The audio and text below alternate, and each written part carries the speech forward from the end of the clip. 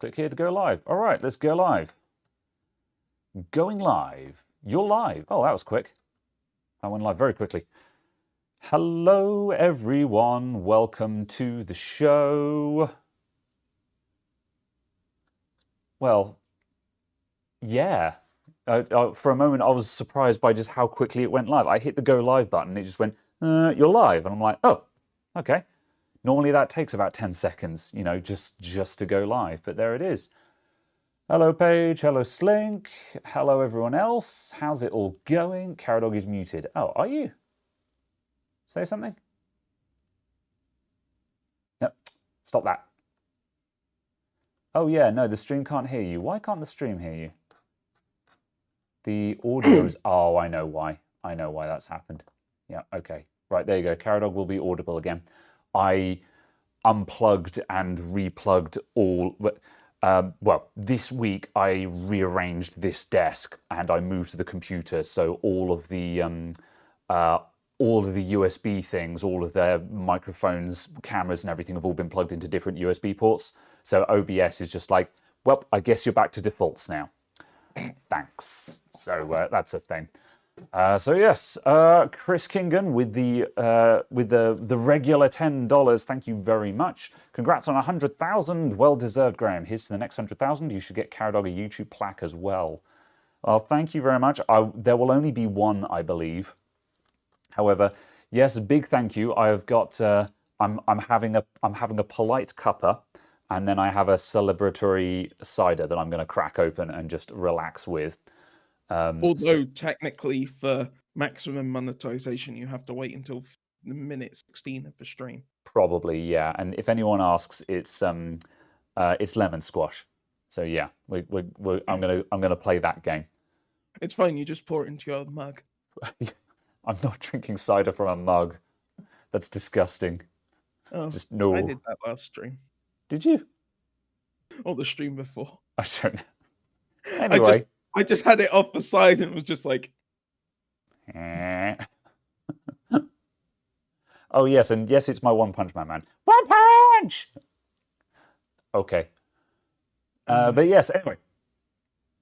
You can buy additional plaques. Oh, can you? Oh, that's interesting. To be honest, I didn't even know what I needed to do to get the silver play button until last night. I was chatting to a friend about it. And I was just like, I don't know what I've got to do. I assumed I had to fill out a form, but apparently, when the time is right, just when I go into YouTube Studio, there'll just be a banner saying, "Well done on 100,000. Click here to get your plaque," kind of thing. So I'm just waiting for that to appear. It has not appeared yet, but I'm guessing that there's a cooling off period of a couple of days while they make sure that the number has actually settled and stuff like that and validate it. But and make sure that you haven't just bought 50,000 subscribers. Basically that, yeah. So I'm not expecting it to appear this week, and even then it'll take another couple of weeks to actually get delivered and stuff. So it's going to be a while before you guys see it. Yeah. Although that much being said, it's going to be a couple of weeks before the 100,000 subscriber video, because there's a couple of bits that are just not quite ready in the shop. And I want to get the shop to a certain degree, certain point. Well, lights and counters, basically, both of which are in the works and are scheduled. But I want the lights and the counters done before I shoot the 100,000 subscriber special. But on the other hand, if I wait a week and then I can actually get the play button in time for that, I might delay it a little bit longer just so I can say, here's my silver play button, and just be like, yeah, silver play button, cool. So yes, LM, are you reading the comments? Mostly. They move quickly. Yes, I do when I can. When someone was saying, "Oh, you should get me one," I was half thinking they were saying, "Now you should start a second channel." Yeah. Get all the channels. Yeah. Suddenly do an LTT media group. Gross. It's fine. We only have 19 channels. Yeah. I mean, it kind of makes sense for them. But yeah, absolutely. I do. Well, I mean, I didn't realize. Sorry, they plan on releasing, I think it was 9 videos a week across all the channels. 10 videos a week across all of the channels or something like that. It's just like, oh, yeah, that's a lot of content. That's Yeah. a lot of content. Oh, that didn't work. Oh, set. I'm fiddling with something. It depends on what you're doing as to whether that's useful or not. Because, like, initially I was like, sort of, I will subscribe to all of their content because I like them. However, I have to admit there are a couple of the channels. There we go. I'm flipping because of the camera arrangement. There are a couple of the channels where I'm just Oh my like, God. yeah, this doesn't feel like it applies to me. So yeah. But yeah, I do. Although I am considering making a second channel for random stuff now and then that I want to put in. But yes. However, I need to roll back a little bit because there's been a couple of Adamant Cars. adamant cars. Oh no, no, absolutely not. Adam Sieferman, I hope I'm pronouncing your name correctly. Thank you again for answering my question the other week. I appreciate it more than you know. Also ordered the Pine-Sol and can't wait to play with it. Thank you very much for the $5, Adam. Greatly appreciated. And I hope you have a good time. I hope you get on well with the Pine-Sol. I think it's a great soldering iron, and I hope you have a good time getting started with that. Yeah, just a comment on that. Pine64 said they expect stock on the 31st. 31st of March. Oh, yeah, so yeah, a couple of days, In like Pine-Sol will be back in 4 stock. days' time. Yeah. Yep. Great, brilliant starter soldering iron. Absolutely brilliant starter soldering iron. And Spud Nugget with the £50. Congrats on 100k. My dude, thank you very much. You didn't need to, but I greatly appreciate you, man. Yeah, big ups to Spud Nugget. He's a regular in the Discord. Greatly appreciate you, dude. Thank you very much. Don't worry, you know what you can do for 100,000. It just involves 3070s. Oh no, yeah, yes. This The is shop true. address is available on the website. This is true. This is true. We'll find out. Although I am at square one with my graphics card situation. I had a whole bunch of orders lined up last week, and pretty much all of them are just dead in the water at the moment. So, but whatever. Yeah. I'm really upset that the orders I placed with people who said in stock, they didn't even have any stock. Not that the stock sold out, they literally didn't have stock. I'm not really upset or anything, just because I half expected that anyway. Although I agree that it's awful, because I think both of us placed orders in the same locations trying our luck. And both of them were a bust, and both of them ended up being like, both of them, where we placed orders, it turned out that they basically just never had them in the first place. They just thought they could get them. And yeah, I think we kind of knew that it probably wasn't going to be real, but it doesn't stop it from being frustrating that someone said, oh yes, we're selling these, despite the fact that they didn't actually have any on hand. And it's just like, you idiots, but... That's the thing that was annoying. That they thought that was acceptable. The fact they thought that was acceptable. Yeah, although hopefully the ball ache that they went through to have to cancel all of those orders will teach them a lesson in selling things they don't have. I hope so. Yeah, but yeah, because I'd imagine that they've probably had a lot of hassle from people who placed orders and were making angry phone calls to them. So I made sure to make the point abundantly clear that I was like, no, I actually have a screenshot of your website saying in stock. yeah, Don't try and fob me off with this. yeah. I mean, I kind of as soon as when I spoke to one of the dudes, he literally said, I'll be honest with you, there are no graphics cards. And at that point, I was just like, I'm not surprised. Just cancel the order and make sure my card doesn't get charged. Like, you know, I was trying my luck. I knew it was too good to be true. Whatever, just cancel the order. I don't care. But yeah, it's not on though. You're right. It's not on. Yeah, it's more the fact that they're willing to do that was the issue I have, not the fact that there was this minor inconvenience for a product I don't need. Yeah. If Well, that makes sense. part of me suspects that they didn't realize the can of worms that they were opening. And of course, but on the other hand, size of the companies that were involved, though, I'm like, yeah, you weren't companies that were set up overnight. yeah, At least two of you I know have been operating for like 10 years. yeah, There's no way you're that stupid. yeah, most likely. But Oh well, I'm not going to get angry about graphics cards this week. I'm just Oh going to no, be I'm just getting but yeah. angry at people. You know. Yeah. Well, yeah, in that in general. Yeah. Oh well. Absolutely. But yes. Right, I'm gonna I scroll back. did. Yeah, I carry was on. going to say, you were saying about going into YouTube Studio. Genuinely, Mm. as soon as I noticed the 100K, I did go into the YouTube Studio app and was just like, "Where's the request button? Where is the Yeah. I'm interested in this?" Yeah. I No, was just like, I'm just expecting in it to be case. at least a week before that appears. But Yeah. yeah, I'll keep an eye out for it. Right, I'm going to scroll back through the chat a little bit. So, All Dreams Fall Down. Hello again, by the way. LMG has too many YouTube channels. Please eliminate 3. I am not a crackpot. You're probably not wrong. Um, I'm probably in agreement. But yeah, although it's how they divvy up the type of content they do, which is fair enough. yeah. But yeah, because they're at that level where they have to play. They have to play a very careful game with how they provide their content. But at the same, I have mixed Mm, opinions about it because they have to game the system and the algorithm to survive like anyone else. But by the same token, theoretically, separating out the YouTube channels should make them more resilient to that and not have to play those games like the clickbait titles and stuff like that.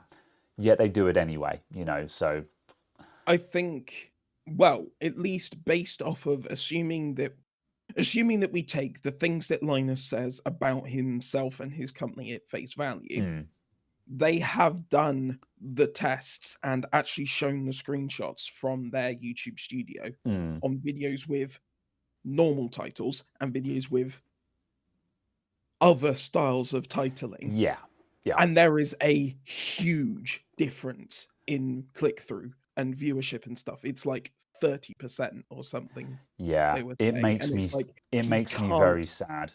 yeah, I and it's just a case of you can't accept 30% less revenue. Yeah.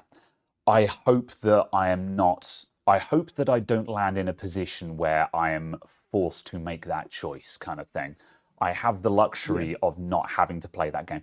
Just the same as I have the luxury of being able to say, no, I'm turning off mid. I leave mid rolls turned off. I do not have mid yeah, roll ads on my videos.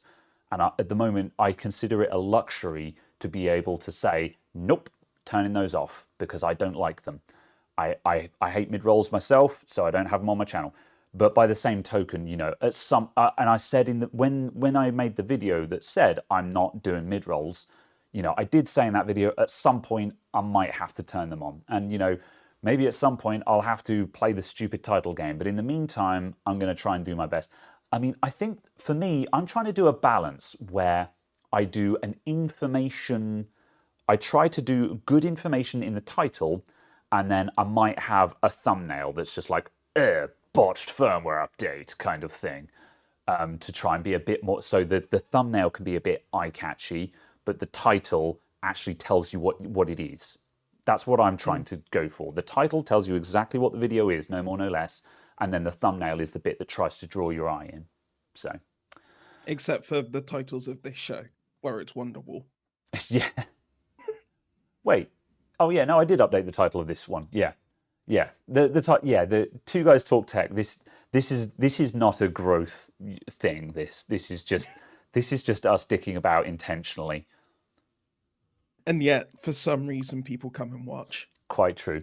And on that note, some people also come and give us money for doing this. So on that note, it's time for some more super chats. Thank you very much, Noah, for the £3. Congrats on the 100K, well deserved. Thank you very much, Noah. Greatly appreciate it. John Morissette, enjoy the various topics discussed on the shows. Thank you very much for the $10, dude. Greatly appreciated. And Christopher David with $20. You guys are great. Love your live stream. Thank you very much, Christopher. Greatly appreciated as well. And finally, Bad Egg 99 with a $5. Congrats on 100K. Thank you very much to all of you guys as well. Really, really, really appreciate it. It's the 100K has been a long time coming, or well, I mean that as in we've been the channel growth went up a rocket ship, and then it kind of just leveled off, and it's been slowly creeping up to the 100K. It was obvious that we were gonna get to 100K.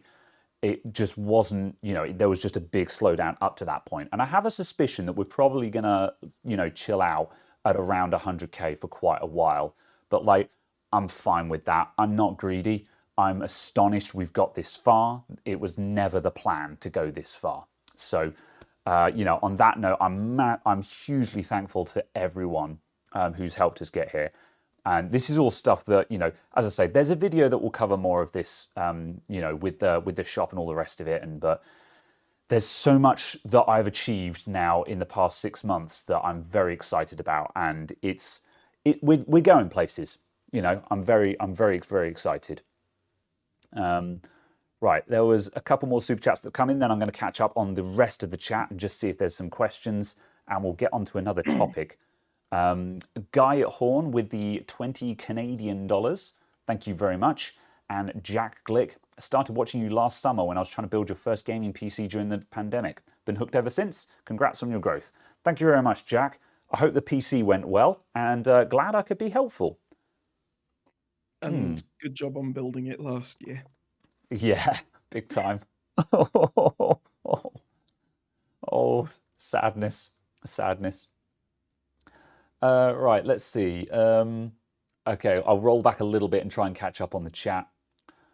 Let's see. There was someone asking if you were going to build a Rocket Lake PC.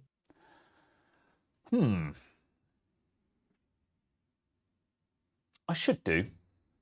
I need to build something. I want something Intel in the shop because I don't have much Intel in the shop at the moment. I've got a Kaby Lake in the works, although that needs a new CPU. Actually, on that note, I've no idea if they're watching today. However, a few weeks ago, you remember I was talking about the i5 that was trolling me. I had a dead i5, and I needed to buy another one. Someone sent me one.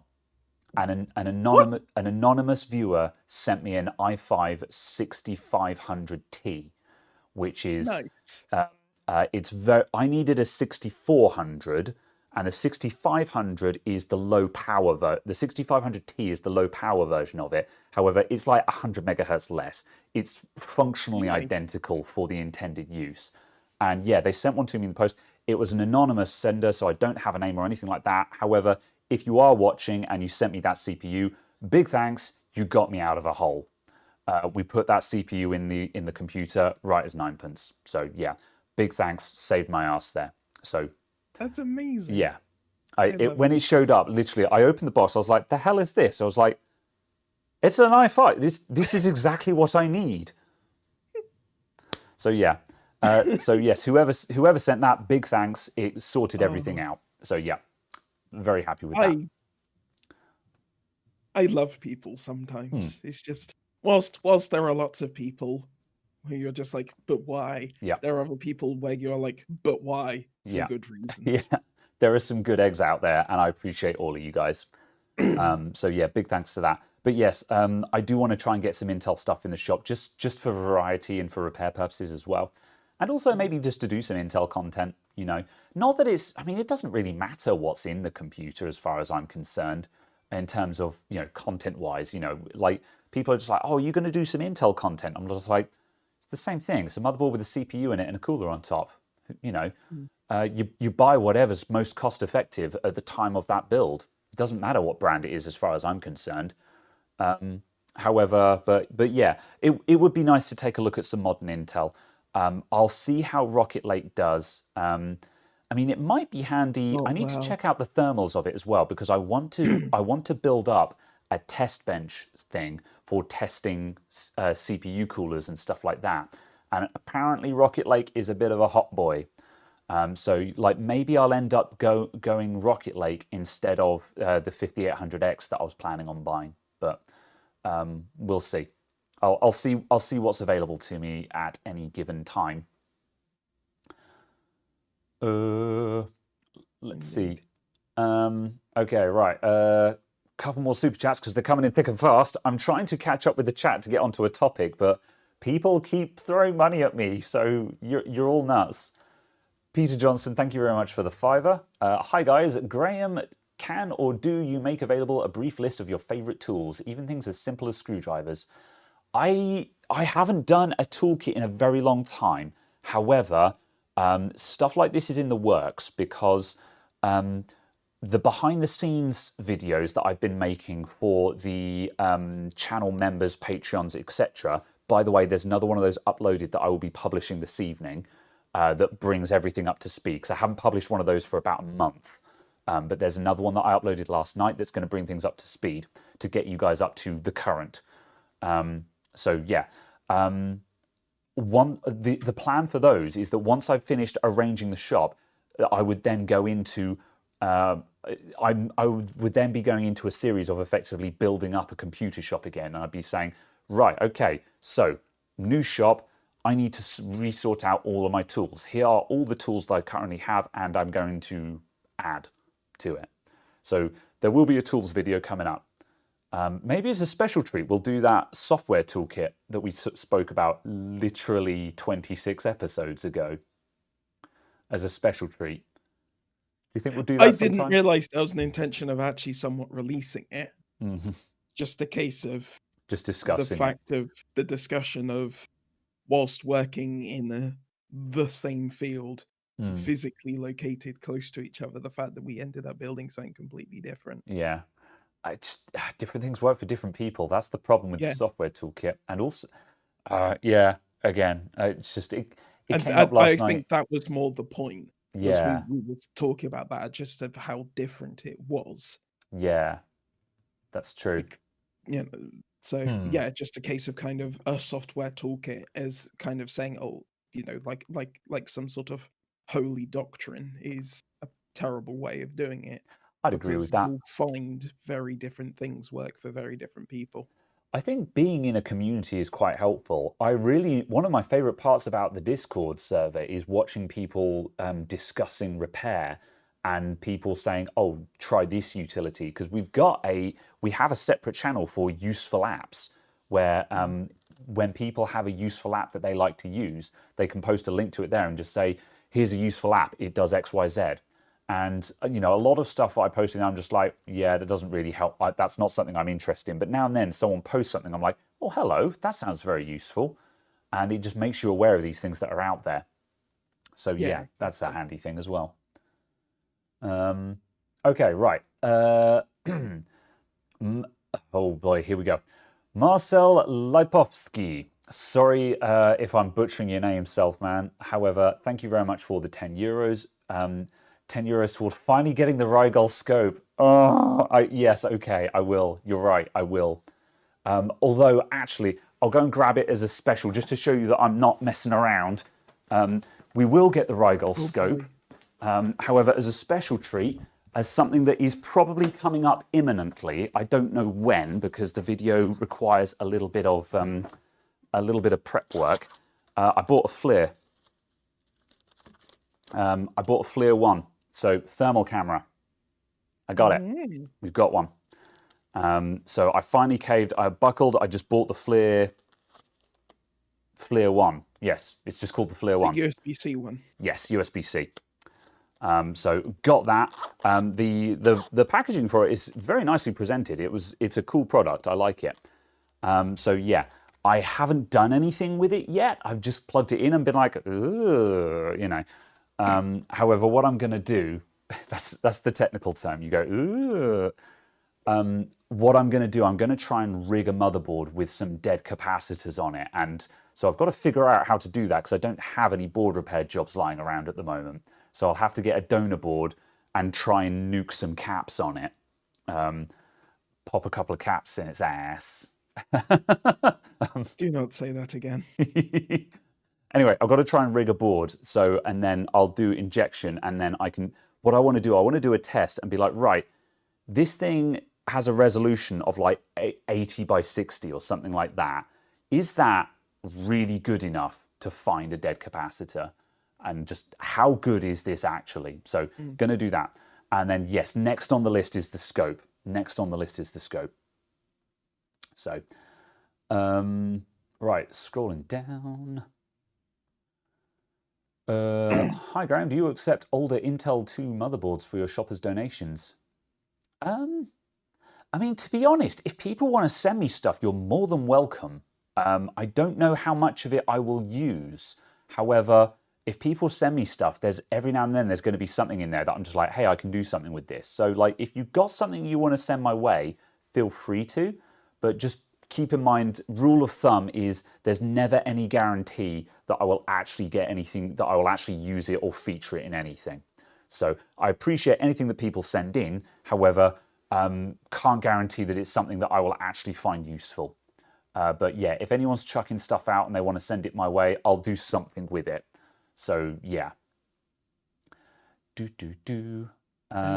Let's see. Then there's actually got space. Yes, I do actually have the space now, which is nice. And then just another quick one. Tony Hiltunen. Yes, I did get that right, I think. Thank you very much for the €5. Good evening, guys, from Finland. Congratulations on 100,000 followers now in channel. Thank you very much. Right. Okay, I think we're up to date on all of these bonkers super chats. Thank you very much, everyone. Again, greatly appreciated. Right, okay. We need a topic. Right, anything you spotted in chat? Because I'm going to start scanning chat. I sent you a DM on Discord. Ah, okay. I will check that. A DM, you say? I thought may be of interest, just as a comparison point. Okay, right. Ah, this is talking about. Okay, so this is a tweet from Dr. Ian Cutress, talking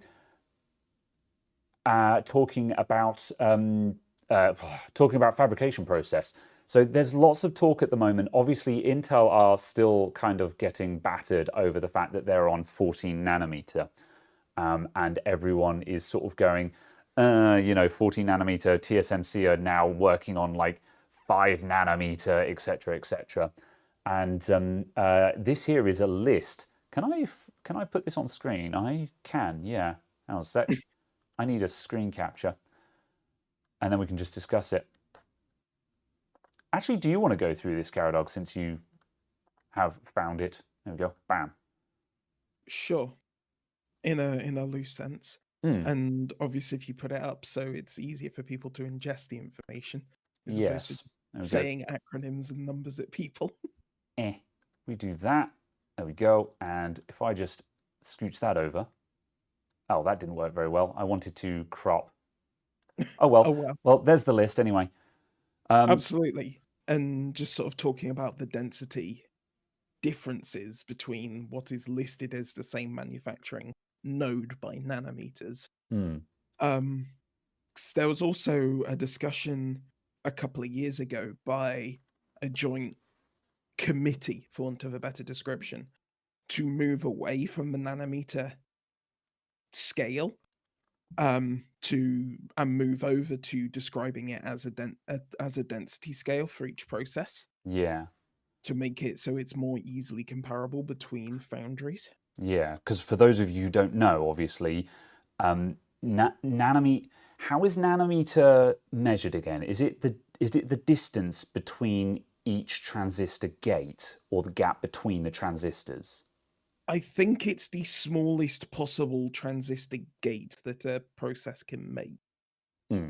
I think, or something. Yeah. Very much. However, the key factor is that if we take, for example, TSMC's process, if they're working at, say, 10 nanometers, so again, I might be butchering this because edge of my knowledge, but the point is, let's say, for example, that TSMC are making transistors that are 10 nanometers across, so they call that a 10 nanometer process. However, if Intel make transistors that are 10 nanometers across, they potentially put the transistors closer to each other. So even though they're both 10 nanometer transistors, Intel have packed more of them into a smaller space, which arguably makes Intel's process smaller. So that's the problem with measuring in nanometers. So the proposition is that we really kind of need to be measuring in pixel density, in transistor density. Yeah, absolutely. And also just the fact of it's millions per millimeter. That's still the thing that's utterly bonkers. Millions per millimeter. Oh my god. Yeah. Yeah. So it's kind of a case of current process nodes are at like 170 million transistors per square millimeter kind of thing, and it's just like, what? That's utterly, utterly mad. Yeah, that is pretty nuts. Yeah, But yeah, it is interesting to see that. But yeah, I mean, obviously the critical thing here is looking at these numbers. Um, it it is something, and I have been careful about doing this before. It is important. I think the resolution that we should be looking at in this tweet is the fact that we kind of need to stop letting Intel be a punching bag for still being quote unquote stuck on 14 nanometer when their 14 nanometer process is actually, it it, it is almost comparable. It falls somewhere between. Well, hang on a sec. No, it's when you get down to the 10 nanometer process that yeah. things stack It up. falls. Yeah, the It 14 it nanometer rough. process is kind of naff, but their 10 nanometer process is double the density of the TSMC 10 nanometer process. That's where the Yeah, numbers get interesting. yeah, absolutely. It's just a case of that air density on there, and just the fact of obviously when Intel finally starts shipping its 10 nanometer in volume, it will be at a similar density to TSMC's 7 nanometer. Yeah. So the 7 nanometer that AMD and everyone will be using from TSMC will be very similar to what Intel's doing Hmm. in actual density. So yeah, it's just interesting that even though they're very late to the punch, even getting there late will put them at parity kind of thing, roughly, even Yeah. though they will appear to still be behind. Yeah. That will be good. And So if they do ship 7 nanometer in a timely fashion, their density is actually likely to be slightly ahead. If they manage to ship their 7 nanometer in the timescale they're kind of, hmm. is on their roadmap, they'll be on a slightly higher density process slightly sooner. So I'll Yeah. actually get a density advantage again, like they used to have. I think we could potentially see Intel sort of pulling a slingshot, so to speak, where they are suffering at the moment, but as soon as soon as they actually get their new manufacturing process sorted out, they could potentially slingshot into the lead quite easily. Because that is what's killing them at the moment is just their process because it is being stuck on the 14 nanometer CPUs that's holding them back right now. And likewise, the success of Zen sort of 2 and 3 is largely in part due to the fact that they've got a great manufacturing process that's working for them. I think that is a heavy contributor. Yeah. And obviously, it's a case of it's not just the raw density that matters specifically, because obviously, if you've got a very well sort of integrated design, a design that is well integrated with the process that it's being built on, obviously, there'll be better efficiency with that design and that tape out and so on. So it's important for that to work well for you as well. But yes, it's just interesting that if how big of a leap with each sort of nanometer reduction Intel is doing, how much of Yeah. a density increase they're looking for. Yeah, because on those numbers, going from 14 to 10, they're going to more than double their transistor density. And yeah, massively, massively. Yeah, exactly. Agreed. So a case of they're looking at more than doubling it and then doubling it again, kind of thing on the process node improvement, whereas it's kind of a 50% improvement from TSMC in this specific example. But yeah, Rad. Okay. So another one that came up in the chat, which I think everyone wants to talk about. Yeah, I don't know if there's really much to talk about here, but everyone wants to talk about it. Microsoft potentially buying Discord. Remember, it hasn't happened yet. It's just simply a thing that's being talked about. And lots of people are like, I watched the WAN show earlier on, and they spent the first half of it discussing about Discord being whether Discord was profitable or not and stuff like that. And I'm just like, I don't know if it really matters, to be honest. I'm more interested in because a lot of people consider Microsoft buying Discord to be like the death knell for Discord. And I'm like, I think a more interesting subject is what would a post-Microsoft Discord look like? Why is everyone super upset about Discord being bought by Microsoft? So I'm kind of thinking, what would your predictions be for Discord buying Microsoft? Like, first easy one is logging into Discord with your Microsoft account. That's a given. And Or certainly the case if you'll be able to. yeah, I think they'll do the same thing that they did with hang on a sec, I'm breaking one of these cans open.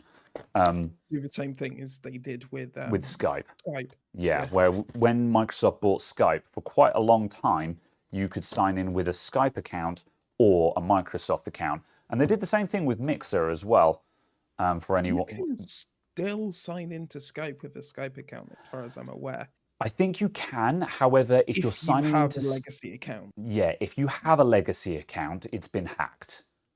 You don't like, if you have a Skype legacy account, it has been hacked. Because certainly at the end of the Skype era, when I stopped using Skype, anyone ever whose account was getting hacked, they were using a legacy account. And if you were signing in with a Microsoft account, you were more or less immune to all of the exploit links and stuff like that. So yeah, obviously Discord doesn't suffer the same issues, but it's a thing. So as I say, I think Skype were still supporting legacy accounts for a very long time, but it was a case of don't be on a legacy account. Terrible place to be. So I think we would see a dual thing. Obviously, lots of people are going sort of, oh well, you know, they've got to monetize it and stuff. Well, I assume that they're going to be leveraging in Game Pass and all the rest of it. I just suddenly thought of the fact that it's technically possible to sign into like OneDrive and Outlook using an MSN account that got mutated through Skype. Oh God. Ugh. Because that's what happened to my original account. Yeah, hands Because up my anyone who's still original- got a hotmail.co.uk account. No. My account was registered from an AOL email address. Yeah. Oh boy.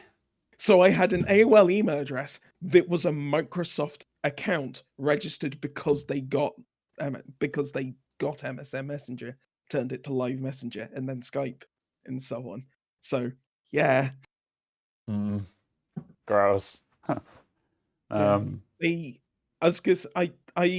was the comment I made as soon as I saw the news was, Discord's Nitro Classic coming to Game Pass when? Yeah, agreed. As far as I can tell, it's basically, as far as I can tell, Microsoft's monetization method for the general consumer is Game Pass and Game Pass Yeah. Ultimate. Yeah, exactly that. And this is the thing. Teltac just said Microsoft doesn't need Discord to be profitable, to be valuable. Look at how they're building out their new ecosystem. And I entirely agree with that sentiment. You know, I keep saying this to people, you know, when it comes to like the Xbox Series X versus the PlayStation 5 and stuff like that, and the very latter days of the Xbox One versus the PS4. Now, obviously, make no mistake, a lot more PS4s got sold than Xboxes. You know, that's just facts. But, you know, when Microsoft said we're not competing with Sony in the console space, everyone laughed at them. But that's the thing, they're not. Microsoft are selling subscriptions and are building an ecosystem, whereas Sony just want to sell consoles. And obviously they obviously want exclusives on those consoles to get more people to buy the consoles and then buy the games, which they get the things on as well. They're, you know, obviously the products are very similar, but they're going about it in two completely different ways. And Microsoft's game really is an ecosystem game now, you know, everything as a service. So this is the thing. A lot of people think that Microsoft are going to come in and just destroy everything. But apart from just integration, I can't see them actually doing a lot with Discord. My only slight concern would just be, just the concern of just them meddling, basically, because obviously, but then I don't think it might mean that Discord streams don't get compressed into the Stone Age. maybe we'll see. I have mixed opinions about that because, like, a lot of people complain about how poor quality the Discord video streams are, but I'm just like, well, if you need something better than that, you should be doing it on a proper platform. Unless Microsoft are intending to develop Discord into a real stream platform, because obviously they killed Mixer, so they don't have a streaming platform anymore. I wonder if Microsoft would actually be looking to evolve Discord into a streaming platform. And that would be a real, that's a very interesting play that they could make with it. I don't think it would work, just No. because obviously that's not how the discoverability works. No. Discord is not designed for a setup like Yeah, that. and there's no money in that. And I know we just said that they don't need it to be profitable, but there's a difference between not being profitable and designing to lose money. Obviously you don't want to deliberately lose money on something. No, exactly. You don't want to build it in the sense of it will cost more money than it could ever make. So yeah, but we'll see. So yeah, that's the thing. Is just a lot of people are going sort of, oh, this is terrible and stuff, and I'm just like, well, what are you actually expecting them to do? I'm not convinced. So far, I've not seen any. I don't see any real reason to be worried about this, and that's assuming that it happens at all, because again, I hate to always base my opinions on what they've been saying on the WAN show, but Luke from WAN show, he said that he doesn't think that Discord are actually going to accept the offer, and he thinks that they are just entertaining this just to do a big show of making Discord suddenly look valuable. So when they inevitably go public at some point, they can be like, well, Microsoft valued us at 10 billion in first quarter 2021. Yeah. So, that's now our baseline. That there's a precedent has been set for the value of our company that is not possibly making any money. Certainly not making that volume of money. Yeah. So that's kind of interesting. And I think I mean, it might happen because there's two possibilities. Is either they're looking to build themselves up so they can go public, sell a load of stock and make a lot of money. But then I don't see how that can be sustainable, because if you go public, at some point you've actually got to turn a profit, because you'll have shareholders. And so then the company has to turn a profit. Yeah. So you have a company, you get a valuation, you go public, you dump the stock, you take millions and millions of pounds, you vanish off, and then go, your problem now, go fix the company. Yeah. Okay. Yes. That's what happens in most circumstances. Yes, because that's the skeptic in me was gunning at basically this, that they will build. This is the classic case of build up a popular product, amass a huge user base, sell to a big tech company for millions, retire. That's the skeptic's eye view of this. So obviously, if you sold to Microsoft for 10 billion, then all the founding members of Discord are just like, awesome, we're never going to work another day in our lives. Goodbye. And good for them, to be honest. They made it.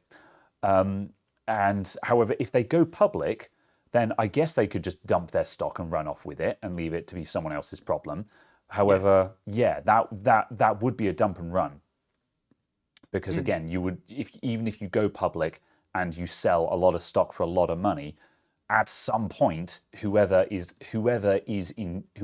that company is going to expect a profit. And you're going to end up with a revolving door of CEOs who are all coming in and are being tasked with trying to make this company profitable with a product that doesn't make money. Yeah, absolutely. Interesting. given that most of Discord is Dockerized K8s, they don't need anything to be super amazing. Yeah, I think Discord's main enemy at the moment is probably bandwidth. Bandwidth and storage is my understanding of their two main enemies, because they need a lot of bandwidth because of the streaming they're doing, and they need a lot of storage because of the amount of embedded stuff they store, which I think is bonkers, quite frankly. I think the file upload limits on Discord are way too high. You know, I think it's ridiculous what they will allow you to embed on Discord. I think that's crazy. 8 meg if 8 meg is standard, 100 if you've got Node. Yeah, like you can just use that as cloud storage. You wouldn't want to, obviously, but Almost. like, Yeah. like there's nothing stopping you from doing that, and that is just that's crazy. So Absolutely. That's I can't remember what I was doing, but that was basically how I shared stuff with someone. And I was just like, oh, I'll just drag it into Discord. Went, oh my god. mm, Oh, okay. I guess that's where we are now. yeah, So yeah. It's nice like apple juice. It's lemon squash. I think the other thing that's mad though is that if a server gets to a certain number of members, all of the members can upload it 100 meg Mm, and stuff like that. So it's like I don't see how they make money. yeah, You don't even have to boost the server for it to get to that point. You just have to have 2,000 plus members. yeah. It's like It's crazy. Yeah, there's, I don't know. I hesitate to say it, but part of me feels like I don't understand. I don't understand what Discord's plan was the with the streaming stuff in general. It feels like adding in the ability to stream and screen share and stuff like that. Sure, lots of people use it and stuff. It's definitely useful, but I'm not sure. I'm not sure how they intended that to be vaguely kind of profitable, instead of just doing voice. Like when it was just chat and voice, I thought like that's enough. And adding in the ability to do video call, well, I suppose if you added video calls, then you may as well have streaming. And video calls were kind of a requirement. So yeah, I've just answered my own question, so ignore me. yes, it's very much a case of I don't think it was built for profitability. Yeah. I'd be interested to know, someone, DNA Electronics mentioned venture capitalist stuff. I wonder if they have any venture capitalist stuff involved. I don't know, but of course that's the trap that Patreon fell into, is that they accepted a metric butt ton of money in venture capital and then had absolutely no way of being able to make a return on that. Although so far they haven't fallen over yet. But yeah, I really hope that Discord didn't make the same mistake. Something like 40% of Discord is owned by Tencent. Is it? Yeah. I think it's that percentage. It's a reasonably high but non-majority share. Interesting. I didn't know that Tencent had their hooks in Discord. I mean, I Yeah. don't know who did, because Discord's privacy is sketchy. It's There it's isn't not. any. Yeah. So yeah, it doesn't surprise me, and it wouldn't really change anything. But yeah. But yeah, Mike Jones, you keep hearing people say join our Discord server. Sounds like a TeamSpeak chat server. That's basically what Discord is. Discord is the modern day TeamSpeak, except the best part of Discord now is that you have a room tree. So when you have a Discord server, that's the same as having a TeamSpeak server. But and in TeamSpeak you could have multiple voice channels. However, Discord is designed to have multiple chat rooms and voice channels, so you can divide up your content into each space. And it is definitely the best form of group communication at the moment, the best all-rounder. So yeah. So it's very good. It's very good for it's very, very good for community building. I think it is the best type of community building right now. There's lots of people who are looking around for the correct social media platform to be on. And I actually say to a lot of people these days that if you want to build up community or grow in someone else's community, being in Discord is the best place to be. It's very difficult to get traction or notice on big social media platforms like Facebook, Twitter, stuff like that. However, it's a lot easier to be present and be known in a Discord community, and more directly useful, in my opinion, as well. So, imagine being useful on Discord. yeah. David Hostbo with 17 Danish krona. Did I get that right this time? I think I did. Yeah. Here's to the Adamant IT Venture Capital Fund. That implies that I'm going to pay it back at some point with dividends, which I'm not going to do. However, thank you very much. That infers that Adamant IT is ever going to turn a profit. That would require it to have functioning accounts. All of these super chats are gifts, which are non-returnable. And what's the legal speak for this again? I don't know. It's a free gift or something. Thank you very much. I greatly appreciate it. Datish Corona, not Corona. Oh no. I'll get it right one of these days. My Sharona.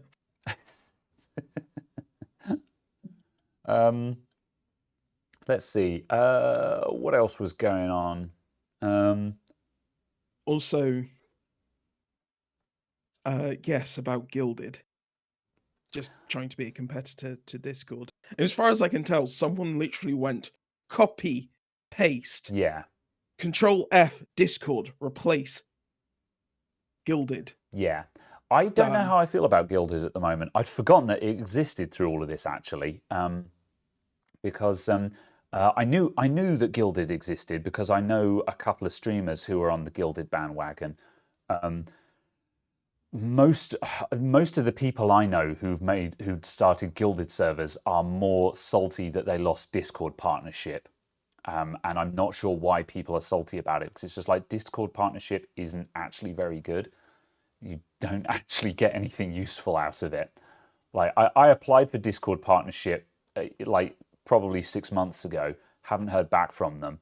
But when I was filling out the form, you had to fill out in the application form. It had to say you had to fill out stuff like why are you applying for a Discord, how do you feel like being a Discord partner will help you grow and stuff like that.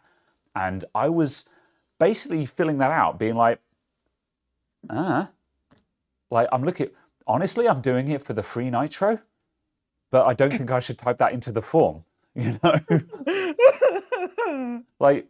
That's the thing. When you look at the benefits list of Discord partnership, it's just like, apart from free Nitro and a vanity URL, like the vanity URL, that was the main reason I wanted it. That's the main reason why I want Discord partnership, is for the vanity URL. But apart from that, I'm just like, I don't see how any of this is useful to me in the slightest. So being a community server, which is kind of like affiliate, it's a step down from that. That's kind of useful because you get loads of really cool insights. But you just also get some better filtering stuff. Yeah, it's like stuff I linked a week or so ago. As far as I'm aware, that's community only at the moment. Community and partnered and what have you only at the moment. Yeah. So, Gilded has calendar and docs. That's interesting. That's a couple of additional features. So that would be useful for planning events. One thing that would be very useful in almost all circumstances is if you could say we're doing an event at this time and it translated it to the local time of the client. Yes, I'm assuming that Gilded's calendar can do that. Because the number of people who don't understand what time zone they're in concerns me greatly. I should look at Gilded just so I know it, just so I'm familiar with it. I don't plan on using it, but so just to quickly catch a couple of people on chat up with this. Gilded is a Discord knockoff. Well, no, that's not fair. Gilded is a Discord competitor. Knockoff implies that it's an inferior version, yada, yada, yada. Gilded is the same as Discord, just under another brand. As I say, lots of people have been moving over to Gilded because they're disgruntled with Discord for various reasons. I don't know how useful it is. I haven't jumped on the Guilded bandwagon because one of the biggest blessings of Discord to me was unifying the chats. I was so sick of having like 3 chat clients on my computer, you know, like IRC, TeamSpeak, Skype, and at one point, you know, Telegram as well.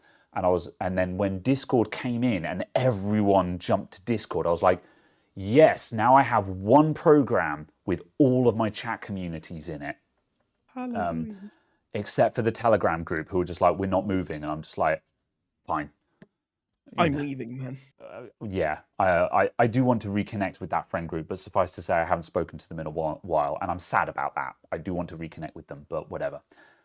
So yeah, so Guilded is like Discord, and the reason why I haven't jumped on it yet is I don't want another chat program running, basically. However, I should at least make an account and stuff like that, just so I've got it and I'm aware of it. The vanity URL is right now the Discord invite URL, which I should be able to grab. Where's hang on a sec, YouTube Studio? Where's the description for this? So right now, the Discord invite URL is, which I'll put it in the chat to promote. Yeah. So the Discord invite URL is that at the moment.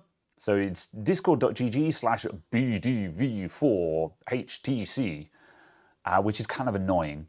And a vanity URL would be discord.gg/adamantIT. And I can pick that URL.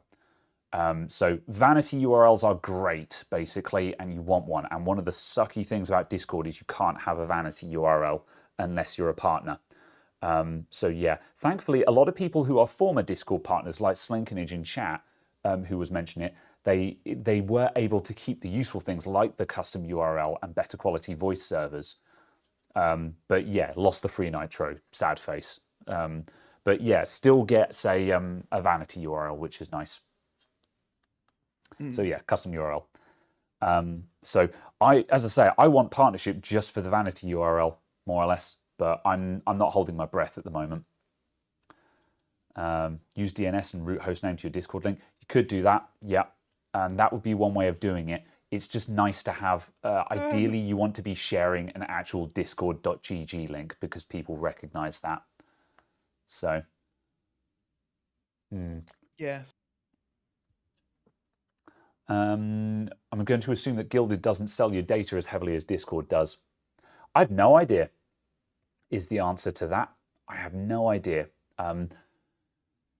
That would be interesting to know if Guilded are more ethical than Discord are. Because again, that would be a good thing. Although I don't know if I'd switch over, because the problem I have now is where I am a content creator and I've built a community. I haven't touched my infra in 3 years. Yeah, true. Discord doesn't sell your data like at all. They had a proper bloody review. Oh, okay. Okay. Yeah. And it's not a thing. So their privacy is sketchy because the problem is that when you delete stuff on Discord, unless you delete it in a very certain way, it's not actually gone. It's very difficult to actually delete stuff from Discord. However, of course, that's different from selling data. The inability to effectively delete stuff is not the same as that stuff being sold off. So obviously there are different aspects to that discussion. However, that does make me happy to hear that they're not actually selling your data. Although if Microsoft buys them, that will likely change. Also, the other thing is obviously the fact of there's nothing particularly stopping Discord bots, stopping stuff from scraping all the data specifically, but it's a U permissions thing. And also the fact that they don't necessarily need to sell it because obviously they're owned by Tencent, and Tencent is the Chinese government. So you don't need to actually sell it when you're already owned by the Chinese government. Yeah. Yeah, I had not realized that Tencent were involved in Discord. Tencent own a share in basically everything. Yeah.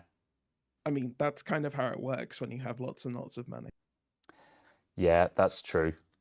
Yeah, I've just Googled it to see if I can get any further information about that. But yeah, to develop Discord, Hammer and Chisel gained additional funding from UWeb's 9 Plus incubator, which had also funded the startup of Hammer and Chisel, and from Benchmark Capital and from Tencent. Yeah, didn't know that. But yeah, and yeah, that's the issue is that if you're owned by Tencent, then yeah, the data goes to Tencent. That's, yeah. I mean, this is kind of like the difficulty that TikTok have when they're talking about whether any data leaves the US from TikTok from the TikTok app. Toxic. Yeah, and it's difficult to check. I would imagine, it's entirely possible that despite having a lot of Tencent ownership, that no data actually goes to Tencent. I don't think that ownership automatically means that the data actually goes there. But I wouldn't know without actually checking. So, Yeah. I mean, obviously, data does leave the US by the fact that you can browse it outside the US. Yes, I mean, yes, that's true. So I suppose, but it's a question of whether they actually gather the data per se. I guess they could scrape it. However, as Teltac said, scraping is not necessarily easy.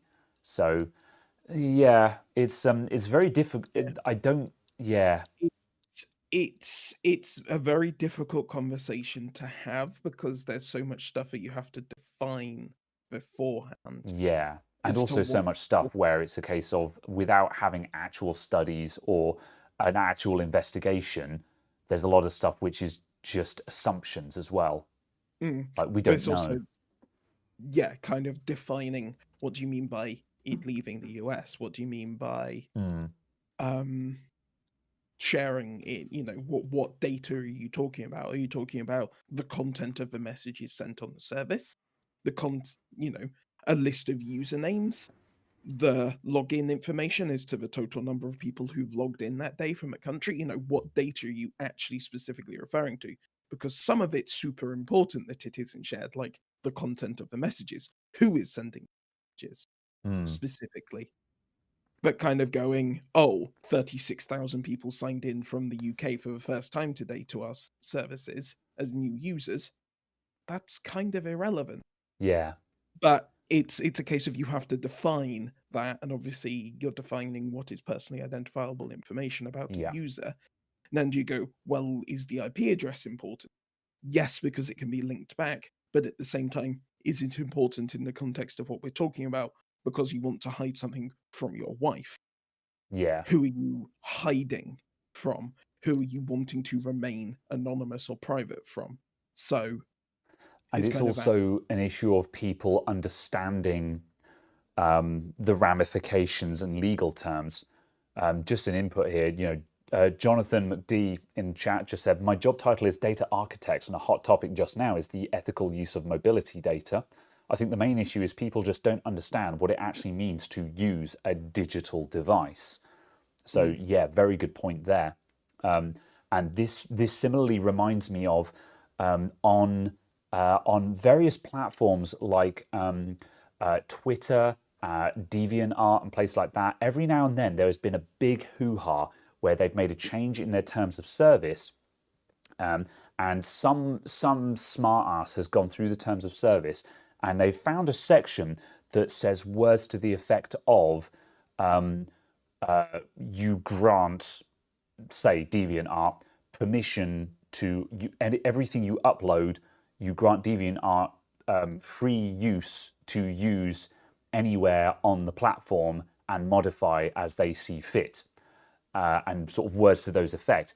And then they make a big call out post saying, DeviantArt is claiming copyright of your art and they're selling it to bootleg t-shirt makers and all the rest of it. And they make this big old call out post and everyone has a meltdown and goes, I'm closing my account and deleting all of my stuff. Whereas what they actually mean is that if you upload a picture to, say, DeviantArt, in order to make a thumbnail and display it in a new artwork feed somewhere else on the website, DeviantArt need to take your image, modify it into a thumbnail, and use it somewhere else on the website that is not in your gallery, which means they are taking it and they are using it and they are modifying it. That's what that means. But people immediately take that and run away with it.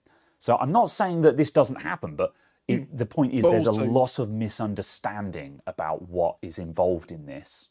There's also just a lack of specificity Yeah. in the privacy policy.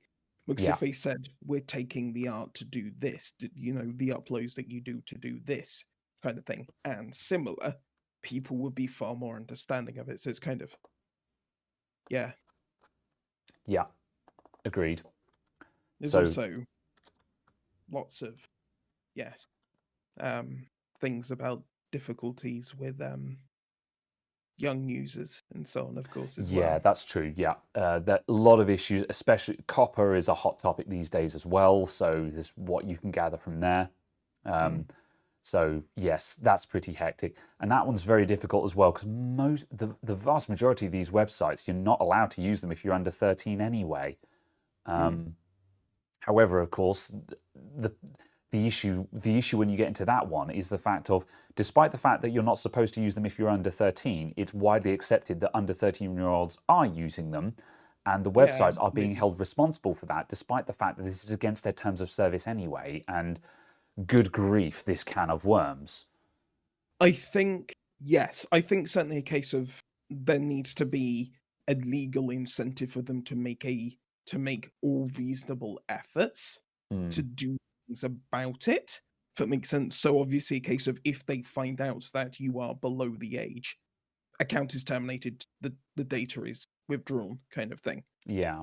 Stuff like that. But at the same time, they shouldn't be forced by the law to go on a witch hunt and ban anyone who ever says anything that might infer that in fact they may possibly be less than a certain age. Yeah, don't ask, don't tell. Also could have just been a case of inaccurate articulation on the point of the person who was saying. Kind of forcing people to go on witch hunts is always a terrible idea. Yeah. And so rolling back to the privacy bit here, there's a couple more bits in chat where Discord claim they're not sending any personal data to Tencent. And also the Discord policy, no sale of personal information. See, this is another issue, is no sale of personal information. Doesn't mean they're not sharing it internally. And then you've got to define what is internally. Does internally include their investors and partners like Tencent and so on? And so again, we fall back to that issue of definitions. So I think that in a case that Discord isn't anywhere near as bad as it could be. Yeah, for the record, it certainly isn't Facebook. Yeah. And the like, but it's a case of, be under no illusion that it is private. But it's electronic communication, therefore it is not private. Yeah. By its very nature. So it's kind of that huge. That's a huge, massive scale with two ridiculous extremes. But obviously it's a case of, they aren't that and it sits somewhere in the middle. And you kind of have to, decide what you're comfortable with. And also a case of, to a degree, I'm sure you can manage a lot of it by the fact that Discord doesn't ask for that much information when you create the account. And being careful with what you share, you can avoid other issues and so on. Yes. So yeah, I feel like it's important to point out here that I don't think Discord is dead. I don't think Discord is doomed, and I'm not. And I also don't think it's bad for its data policies. Yes, precisely. I feel like its data policies are actually quite good. Yeah. And also from the little snippets I've seen of other reviews that other independent companies have done, they seem to actually be genuinely interested in trying to operate in a somewhat ethical fashion. Certainly from a security standpoint, certainly from a point of view of sharing information. Yeah. They seem to, at least the people who've been involved in these. This conversation is purely hypothetical, effectively. Yeah, they seem to have tried. They seem to be coming from the place of going, let's make a really awesome platform that does everything someone could possibly need. and also let's make security and make a degree of privacy inside the product Hmm. so people don't have to think about it. So kind of that. Yeah. Discord despite its shortcomings, is effectively the best of a bad situation. Yeah, kind And of. when we discuss these things about Discord and potential concerns and stuff like that, this is purely just spitballing as to, because again, when you look at other people like Facebook, they're much, much, much, much, much worse. But we have this conversation purely to get people thinking about what questions they should be asking and what things Yeah, they should be thinking absolutely. about. But ultimately, of course, yeah, it's the assumption is always that there is no privacy on the internet, and Yeah, if you don't want other people to know it, don't type it into a computer. That's the bottom line. which isn't meant to sound like victim blaming and Yes. isn't meant to sound like, oh, well, you're stupid. You should have just assumed that everyone was going to Yeah. be able to find your nude pictures, etc., etc., etc. The No, it's still horrific and it's still terrible and it's still a complete breach of trust that someone has shared that, whether it was electronic or otherwise. But it's kind of a case of the starting point is kind of going, assume everything will be leaked and everything will be shared, yeah. and set your boundaries, your limits from that point of view. We don't like the situation that we found ourselves in. However, that is the situation that we have found ourselves in. We would like to change it, and hopefully, the world is working toward a change. I think there is a shift toward I think there is a shift toward potentially a more private internet. It's kind of like how there's a shift away from cookies because Google want to completely destroy. Google want to make cookies no longer a thing in browsers, which would be Google great. want to I think that's because Google wants to block other advertising platforms, Yes, there's there. basically. Yeah, for the time being, let's forget. Let's cast aside what Google's motive for doing this might be. Let's not delude ourselves into thinking that Google are looking out for poor little us and our poor little privacy. Mm. So yeah, let's not entertain that idea. However, the fact still remains is that Google do want to remodel the cookies into something more modern because cookies are an ancient technology by modern standards.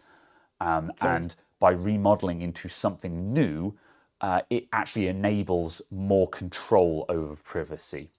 Now, again, the idea of Google wanting to do this so they're the ones in control, and the idea of Google doing this so they can block out competitors, these things may be entirely true. However, the fact remains is that it does demonstrate a trend towards something more modern, and the fact that it seems like the internet and tech companies as a whole are aware that privacy as a concern is out of control and we're trying to do something about it. That is the trend that I think I'm seeing. I've no idea what JWTs are, but my immediate thought was Jamaican wrestling tango. And I was just like, okay, I've no idea. What is it? Jammy white Twix? Just wacky telecoms? I'm drinking Stowford Press for anyone who's curious. Java. Jason Oh, Web okay. Token. Okay. Okay. Java white and tacky. Hold on. Oh no, that sounds like a hipster cider now. Jama Mm. white and tacky. Yeah, Or a Google wants to get firm rid of of cookies, so solicitor. their brownies are the only way for them to target you with ads with their own ad service. Yeah, yeah, potentially. However, the issue with cookies is how abusable they are. That's the problem. Cookies are broken because they're old. So we'll see. Yes. I also still think it's amazing that I can just steal cookies from someone's computer and instantly be signed in on their website, on the websites they were signed in on. Does that work? I didn't think that worked these days. I don't think anyone who had a website that was vaguely respectable actually allowed that to work. I mean, it appears to still work. Ugh. Ugh. I hope not. I really hope that Teltac is immediately going to type into the chat, "You idiot, that's not a thing anymore." But on the other hand, I'm sure that there are some websites out there that are bad enough to actually still allow that to be a thing. Does it? I wonder if it's because it was a device that was already on my network. So, if that makes sense, IP address was the same. I don't know. But yes, I've done it to myself. Yeah. Because I was like, this can't be a thing. Yeah, Teltac just confirmed it can still work. Depends on the website. Yeah. Yeah. I'm sure there's some bad ones. This is the problem with modern like I'm not even a I'm not even. I'm not even. I'm not a cybersecurity specialist. I'm not in InfoSec or anything like that. Teltac is the man for that. However, it blows my mind when you see any kind of system that is compromised with basic bitch exploits like SQL injection and stuff like that. And I don't even mean exotic SQL. Like I have a friend of mine has a Discord server. They've built their own Discord bot, and recently there was an everyone ping in that server to say, can everyone please stop using apostrophe symbols in their nicknames because it makes the bot crash, because the apostrophe is interpreted as a MySQL command. And I'm just like, you're not sanitizing your inputs. This is day one lessons. Oh my god. So in other words, I just need to set my username to be Little Bobby Timmy Drop Tables. Yeah. And it's just like, I didn't say anything because like by the time I got there, further down, there was a thing saying, okay, we fixed this. But however, I saw that, I'm like, you're not sanitizing your inputs? Jesus wept, it's just, I'm not even a programmer. I'm not a programmer. I'm not an InfoSec specialist. I'm not a cybersecurity. I'm not any of these things. I am not even. And I know that you've got to sanitize your inputs, and that's the thing. No. It's just so when someone tells me, yes, there are still websites out there where you can copy a cookie from one computer to another computer and it will successfully copy that sign-in. Like, hell, even Dropbox had this issue back in the day. Years ago, there was a big hoo-ha that on Dropbox, you could copy the Dropbox cookie from someone's computer onto your computer and you would be signed into their Dropbox account. And thus you have full access to their Dropbox. That was a thing. So it was a long time ago, but that was a thing with Dropbox. And again, it was a case of, how is that still possible in this day and age? That reminds me of a time I very much broke a supplier's website by having an apostrophe in my password. See, as soon as you can break a system by having a special character in the password, that means something has gone terribly wrong. It was just like, okay, that's a problem. Yeah. So, SQL is old news. We're in NoSQL now. Yeah, it doesn't surprise me. I don't know what's coming. NoSQL as in stop it, bad, NoSQL, or is that actually a solution called NoSQL? I was going to say NoSQL is actually a thing now, isn't it? Or is that a thing? I don't know. But PostgreSQL, I'm sure there's various SQL data stuff that's still being used. But also, I maintain that anyone who says that SQL is not SQL but is in fact SQL possibly has a problem. Yeah, I have always been against the pronunciation of SQL as SQL. However, I'm not qualified enough to hold a conversation about NoSQL and what databases to use and stuff like that. So yeah. I mean, as far as I understand, for all databases, I must be using PowerPoint. That is what I have learned from dealing with clients over the years. My database must be stored in PowerPoint.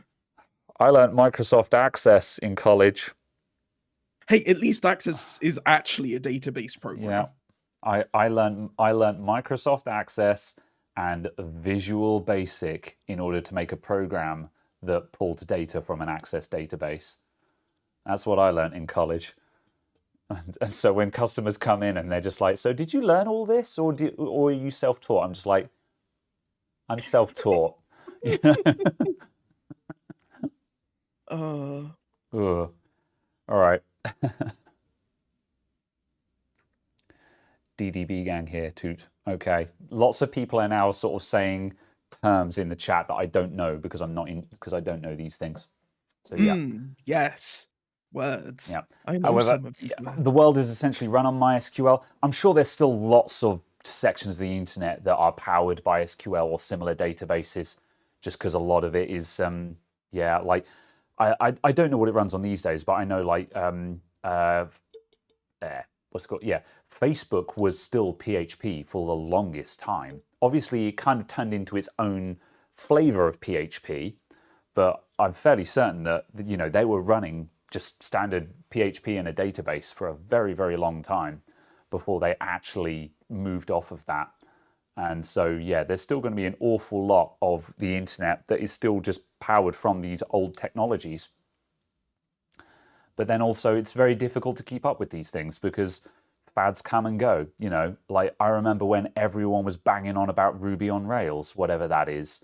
Yet these days I'm fairly certain that that's not cool anymore. I'm pretty sure Teltag would actually murder you if you said you were going to replace your website with one made in Ruby on Rails.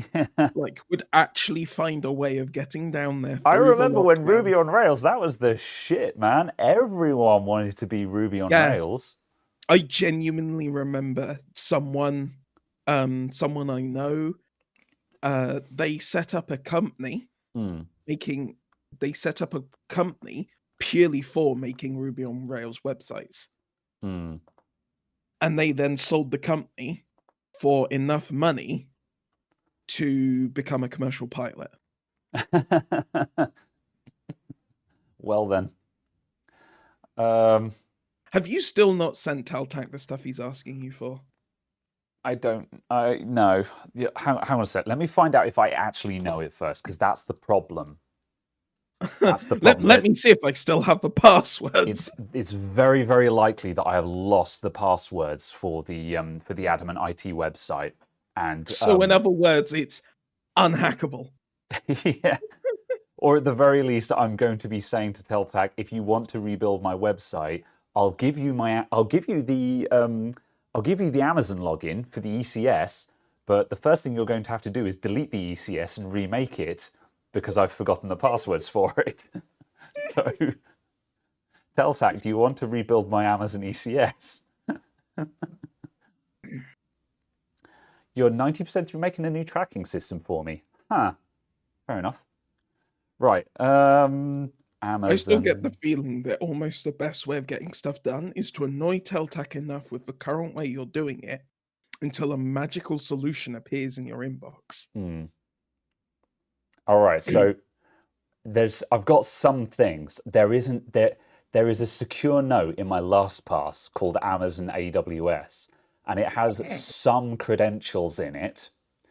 So one of them is key equals in G Drive. So somewhere in my Google Drive there is a private key for the SSL.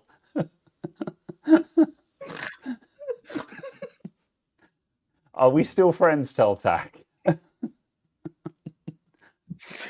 At least there is a private key. It does exist. I did actually set up keys. Yeah, so I set someone up with a VPN via Algo on DigitalOcean and lost the private key whilst they were in China using the VPN. And I was just like,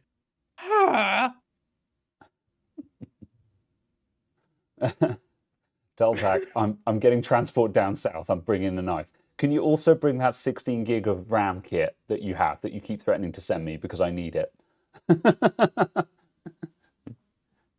You didn't have an option. You have to use keys. No, I don't. I can just use a password, and it can be easy. And I can make it the same password that I use for everything else. I don't do that. I don't do that. I don't do that. Even I have lines that I will not cross. It's all stored in a PHP database. That's my password manager. Yeah, that PHP database is it's stored in a plain text blob field, and I'm using MD5 with no salt for the passwords or something. There will be lots of salt. Don't you worry. Right. Amazon won't let you. Oh, fair enough. Yeah. I don't know. Right. Okay. We need a real topic instead of me just going, ha ha ha. My website is awful. Do you need 16 gigs of RAM though? I'm not in dire need. However, I'm building systems at the moment. So anyone who's got RAM lying around, I'll take it off your hands. And at some point, I may give you money for it if I sell that system, basically. Because I have a kit of 2400, which is basically of little use to me. Yeah, I mean, by all means, give it to me because I'll throw that in an Office box because Office boxes don't need high-speed RAM. Or an Intel box because exactly. I built I've got an i3 box sitting on the worktop that's waiting to be picked up, and that's got 2400 in it because it's an i3. Who cares? And it's not even a K SKU. It's a non-K i3. There's no point in putting anything other than 2400 or 2666 in it. Yeah. Does the i3 even support 2666, or does it cap out at 2400? I think it caps out at 2400. Yeah. There you go. Then. It depends on which generation you've got because it might be limited to 2133. That was the thing that completely blew my mind when I built a new Intel computer recently. Was the fact that the RAM speed was friggin' limited. Yeah. I couldn't go, I want to run my RAM at 4 gigahertz, even though it will crash instantly. Imagine not just switching on XMP and running 1.4 volts into your RAM and dialing in 3600, The fact that I couldn't, I had a 3600 kit, went enable XMP, and it went, XMP's enabled it 2400 because that's the maximum supported by this processor and platform. 10th gen is 2666 for i3s. Yeah, I think it's a 11100 I put in there. But it's just, so it could go up to 2666. I'm pretty certain I just dumped some 2400 RAM I had lying around in there though.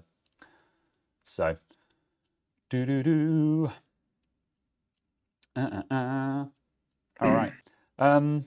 But yes, that is a thing. But yes, as I say, if you've got old grotty RAM that you want to get shot of, then yeah, just lob it at me, and I'll throw it in an Office box at some point. It's a machine that's presently using about 600 megs of RAM, and it has 32 gigs of it. Okay. Fine. Fair enough. So like, it doesn't need this much anymore. Yeah. We use a lot of 10100Fs in local PC buildings, 70 quid on scan when not out of stock. Yeah, well, that's the thing. I put a 10100 non-F, whatever which one that one is, in this one because obviously I wouldn't need a graphics card because imagine being able to buy graphics cards. So, for this Office box, I was just like, yeah, we're sticking an i3 in there because then I don't need to worry about graphics. That's something that really annoys me about Rocket Lake. It's the 11th gen. Yeah. It's a new core design. It's a new microarchitecture. Yeah. Right? Doesn't have XE graphics. It's got crappy GT3 graphics. And I'm like, 10th gen mobile had XE graphics. Why can't 11th gen desktop have XE graphics? Yeah. Yeah. Especially considering we're currently in the middle of a graphics supply shortage. Yeah. Especially because XE graphics would mean that general home PCs don't need dedicated graphics cards again. Even for all of the crazy funky video calling and stuff we're doing. That's the thing. Part of me is just like, oh, well, it's if you need graphics in a desktop, you're going to put a graphics card in there. But on the flip side, one of the main reasons, like when I'm building gaming computers, I build AMD because AMD are faster. However, when I'm building Office boxes, even though I generally like AMD these days, I've always been, apart, except for a couple of circumstances, I've always built Intel i3 because you put one of those in there and the onboard graphics are all it will need. And it's, it's one of those like, it's a fit and forget CPU. So I don't see the point in putting nerfed graphics in there because then you'll need to put a graphics card in there. And if you're putting a graphics card in there, it's just like, well, yeah, if you're saying, well, they're always going to be using a graphics card, so there's no point in putting good graphics on the chip, well then you may as well buy the F SKU that doesn't have graphics at all. So there seems to be zero point in making a chip that has bad graphics on it. Although that much being said, I don't know how effective they actually are. I don't know if the GT3 graphics are any good. They are worse than a 3200G is integrated graphics. But then it's worth bearing in mind that, the 3200G is like, we don't need these graphics to be gaming capable per se. It's just they need to be media graphics. Why not? Yeah, when it exists, when you're already shipping products with gaming capable integrated graphics. Yeah. But in laptops, give it an extra 15 watts, stick it in a desktop and go, look, it's actually competent at esports gaming as opposed to simply, no good. As opposed to simply can launch the game at 4 FPS. And of course, these are monolithic dies as well. So it's like you're manufacturing the chip anyway. Like if they're at least using, what's the option? Chiplet. Yeah, if they were using chiplet designs, then that would kind of be understandable. It's just like, all right, so, the graphics is on another chiplet. You're using existing wafers you've got kicking about. But if it's a monolithic design, it's like, well, you may as well build the better one into it then, I guess. Yeah, so, exactly. It's like why the memory controller is better in the 47,000. The AMD's APU than the memory controller in like the 5950X. Because the 5950X has the same memory controller as 3000 series because it's chiplet one. But the 4000 series APUs are monolithic. So I had to build a new memory controller. Yeah. And it's just like, it's annoying, but at the same time, it makes sense because they were building a monolithic one that they built a better memory controller. Yeah. Odd. And people talking about the 2400 and 3200s and so on. Yeah, I'd love to see I'd love to see a new APU at the moment as well, because like the 3200 and 3400 being Zen Plus, like I don't feel like they're viable CPUs at the moment. They're not cheap enough to be they're not cheap enough for you to buy them as a who cares, it's 50 quid for the CPU. I don't care if it's Zen Plus. And buying a Zen Plus CPU today is a case of, oh, really? Like, come on, at least give us Zen 2, because it's now 2 generations behind, which is getting a bit ouchy. Yeah, absolutely. It's also plus at the moment, of course, with the graphics card shortage, an APU would actually be your best friend for a cheap entry level gaming PC right now.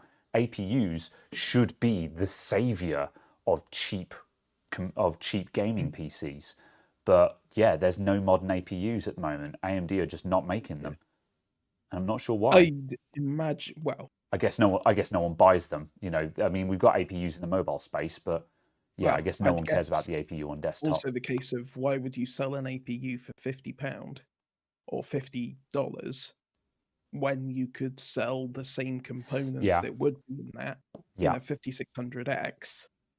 Yeah, that's true. For more money and more profit. Yeah. Yeah, it's that kind of point. It's a case of you sell those cheap APUs when you are effectively in oversupply, when you have more manufacturing capacity than you have demand.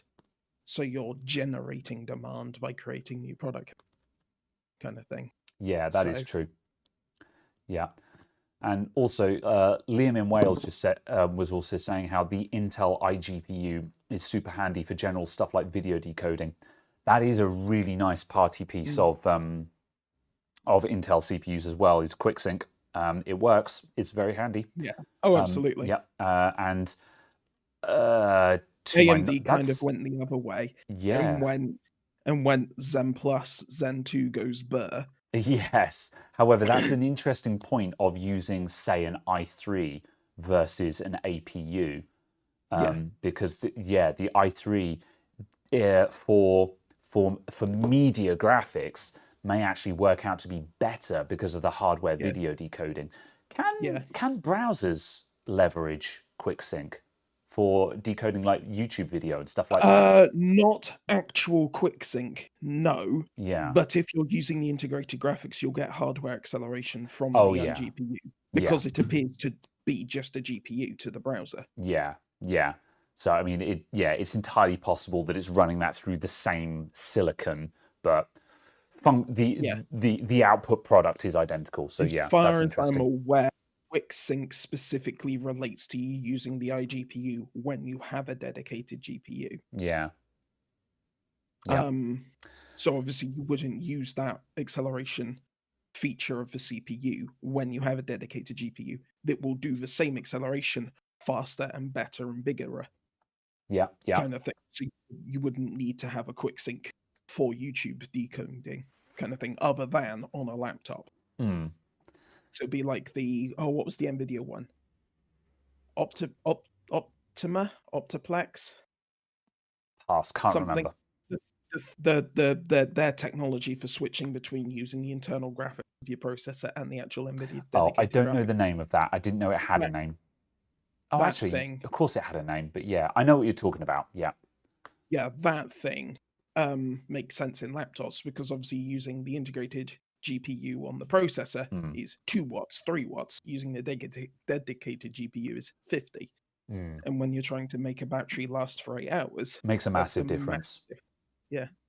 In a desktop, no one will care. Yeah. Liam in Wales just said how Ian Cuttress mentioned that APUs won't come for a long time because AMD is selling CPU and GPUs hand over fist. So yeah, that tallies as well. It makes sense. So yeah, it's kind of a shame because some new APUs would be nice for the low end builder space. Like I know that for people who are building gaming PCs and stuff like that, they're like, oh, who cares about that? Because like whenever people who want gaming computers tell me they're going to buy a 3400 and insert graphics card here, I'm like, if you're buying a graphics card, don't buy a 3400. Like the only point of getting a 3400 is because you can't afford a graphics card and you're trying to go really ultra budget. Yeah. Or you're building an office box. Yeah, absolutely. However, it's the reason we use 3400Gs for office boxes because they're office boxes. Yeah. However, whenever a customer comes into my shop and they're saying, "Oh, we need a computer for home. We want a desktop computer for doing email, internet browsing, Facebook, etc., no gaming," suddenly, that's exactly when you want a shiny APU because then you can give them a CPU that's not garbage with some graphics capability. So if some kid wants to play vanilla Minecraft, they can, So, and obviously you always have the upgrade option of shoving a big ass graphics card in there later on down the line. I'd love to see a tiny Navi in a processor, in a CPU. Just because that's then our DNA. Yeah, I guess. That suddenly jumps us 8 years newer on AMD's graphics processors side. Yeah, possibly. I don't know much about the integrated GPU Vega architecture because it's Vega, so it's ancient. Yeah, but that's the thing. It's kind of like freaking based on a 4850. Is it the same stuff? Well, it's the same microarchitecture. Yeah, that's just it. Because it's like for a very long time, certainly with some of the APUs. Although to be honest, now I'm drilling back into the A series CPUs. It was very unclear as to whether, because like some of AMD's APUs, like the A series, the point is that you didn't have a discrete GPU and a discrete CPU. The original APU was a complex of compute cores that could be CPU or graphics and dynamically switch between depending on requirement. And then APU just suddenly became a CPU with built-in graphics. And yeah, so I've always been a little bit uncertain on the terminology because what an APU is changed over time. Yeah. So yeah. Yeah, although Matthew Langdry just said APUs are sold in the PS5 and Series X. That would be very interesting if we just literally saw the very similar CPUs that are in the modern consoles if they actually made a desktop-ready version of those CPUs. Obviously, it wouldn't be the same CPU, but I'm talking about the same architecture, essentially. Because those CPUs are incredibly customized, so you wouldn't get, if they did release such a thing, you wouldn't be able to say, oh, this is the PS5 CPU. It's like, no, it's not. It's not. But something on the same architecture would be interesting because that would be your APU with RDNA in it. So that would be very interesting.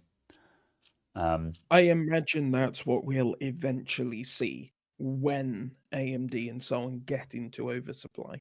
Yeah. The APUs were actually kind of interesting. Like when the Xbox One first came out, when it was launched, I built a small form factor gaming PC that was based on the AMD A10, which at the time was their top dog APU. And I think it was a quad core, that particular one.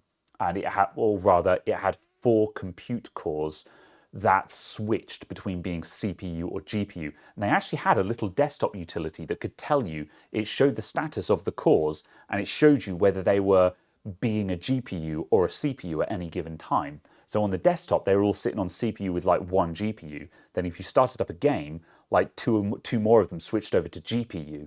And it was kind of interesting. And that that small form factor rig, I built that up and I built it for about £340. So the point was, it was cheaper than an Xbox One on release, and it had comparatively the same power. And that would run Skyrim on high settings at 1080p at a reasonable frame rate. So, however, the issue is that part of the issue was the fact that they were Piledriver and Steamroller cores. Yeah, and the stock cooling that came with them was completely woefully inadequate. They kicked out a decent amount of heat, and the coolers that came with them were garbage. And I should have put aftermarket cooling on mine. Suffice to say, every now and then I still see an AMD APU. This is on the FM1 and FM2 socket. And every now and then I still see them. And if you see one, you can bet your bottom dollar that the thermal paste on it has been baked. So if you ever see an FM1 or FM2 computer in the wild, pull that CPU cooler off and replace the thermal paste, because I guarantee you it will be powder. Fun fact. So yeah.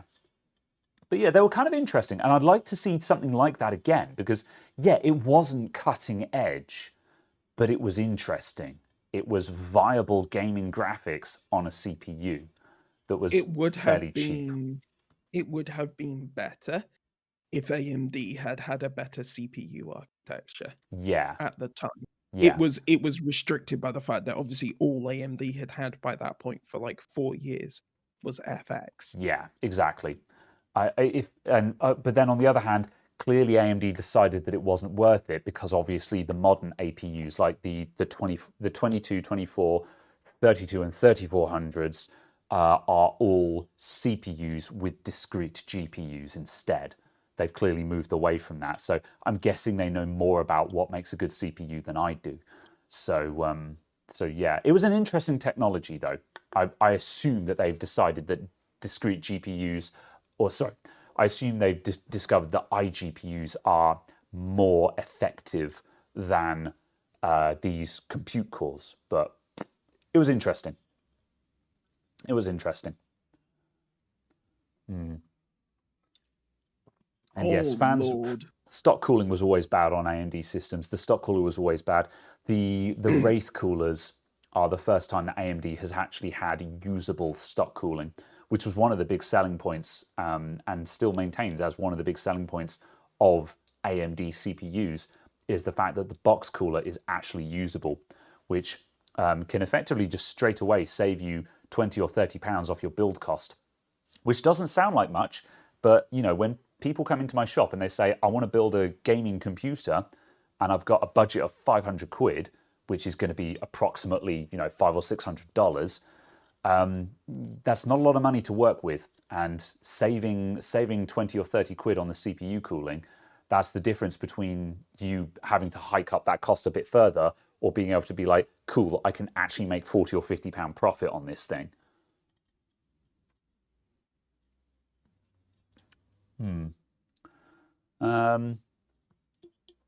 I'll catch up on chat. Caradog is clearly reading something of interest. I'm seeing if I can get an actual breakdown of how the A10s were built, because Okay. everything is indicating that it was a dedicated GPU inside it. It was just an integrated GPU in the same way as Intel's one was. I see, again, I've always seen conflicting information because a lot of the information that I've read said that it had a DGPU, an integrated GPU, sorry.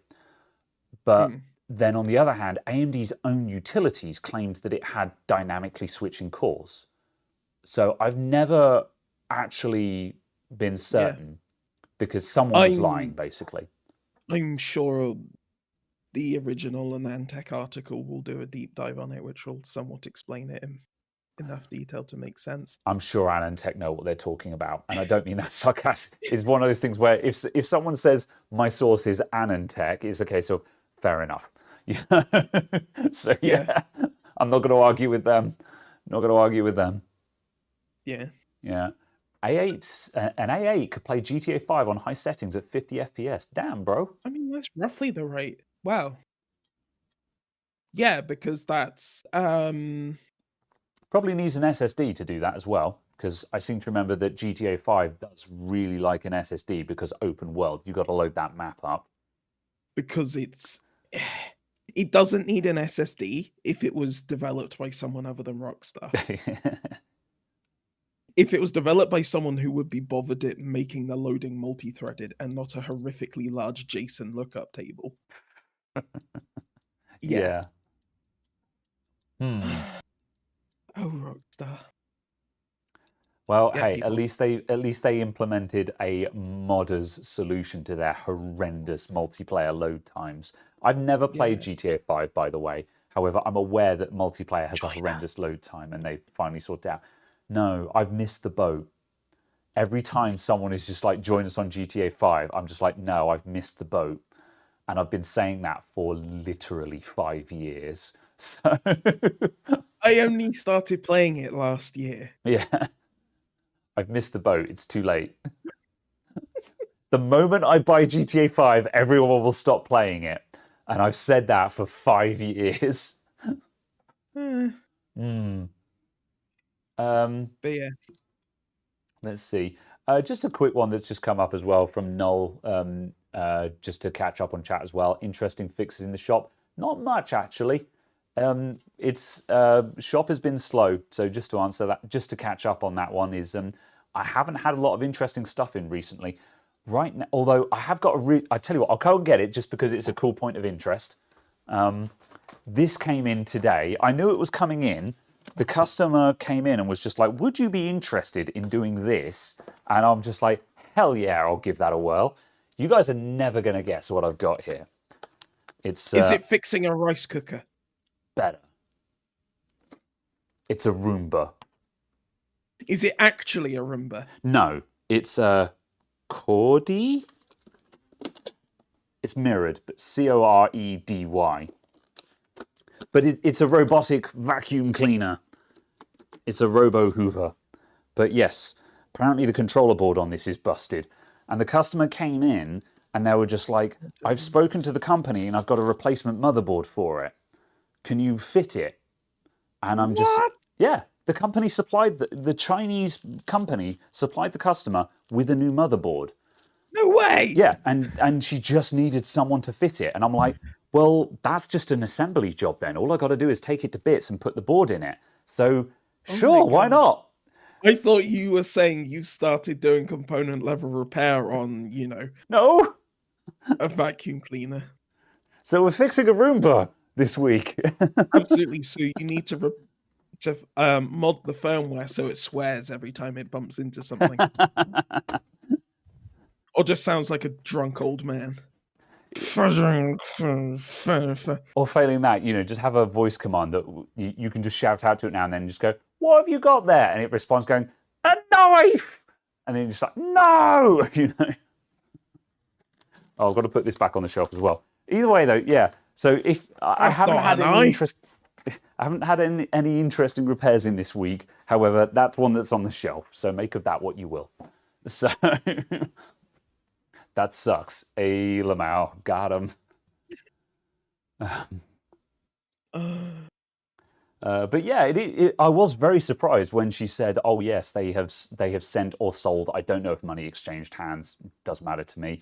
She has obtained a replacement motherboard for it, which I think is pretty rad, because it hacks me off the number of companies that just don't supply parts for their stuff.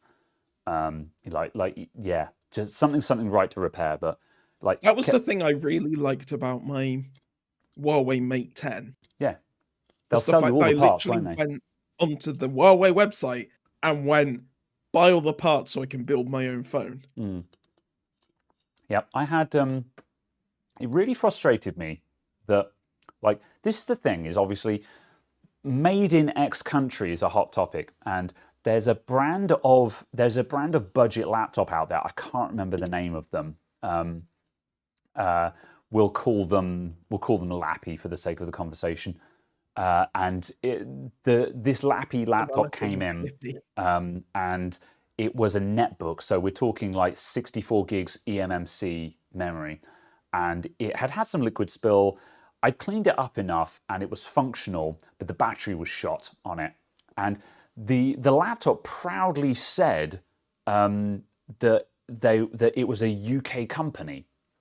This brand was a UK company. And so it was like, oh, it's a British laptop, and I was like, all right. So I needed a battery for it. Now, obviously, they didn't make the laptop. It's a Chinese laptop because, of course, it is. However, I called them up. Yeah, I don't know, but I called them up and I said, look, I need a new battery for this. Can you guys supply a battery? And they were like, no, we can't get the batteries. I'm just like, no, you can't get one from China or anything like that. You can't point me in the direction of one. And they were just like, nope. And I'm like, so what's the point? What is the point of this? Of being, of you guys being a UK company and stuff? All you're doing is just rebranding and reselling this product, and it frustrated me. So yeah, as I say, this Roomba, them actually supplying spare parts for it, I'm like, that's awesome, man. It's not a Roomba. It's a, obviously Roomba is a brand, yada, yada, yada. It's a whatever that is, but, Anyway, that's that mini rant. Demny BS with the super chat for $14.20 specifically. Is that a reference? I wonder what happened in 1420. Yeah. Anyway, when's the next repair video? Thank you very much, Demny BS, by the way. When's the next repair video coming? I'm not sure. I'll level with you. I've got nothing lined up at the moment. There's severe danger that it'll be that stupid Hoover that's not a Hoover or a Roomba.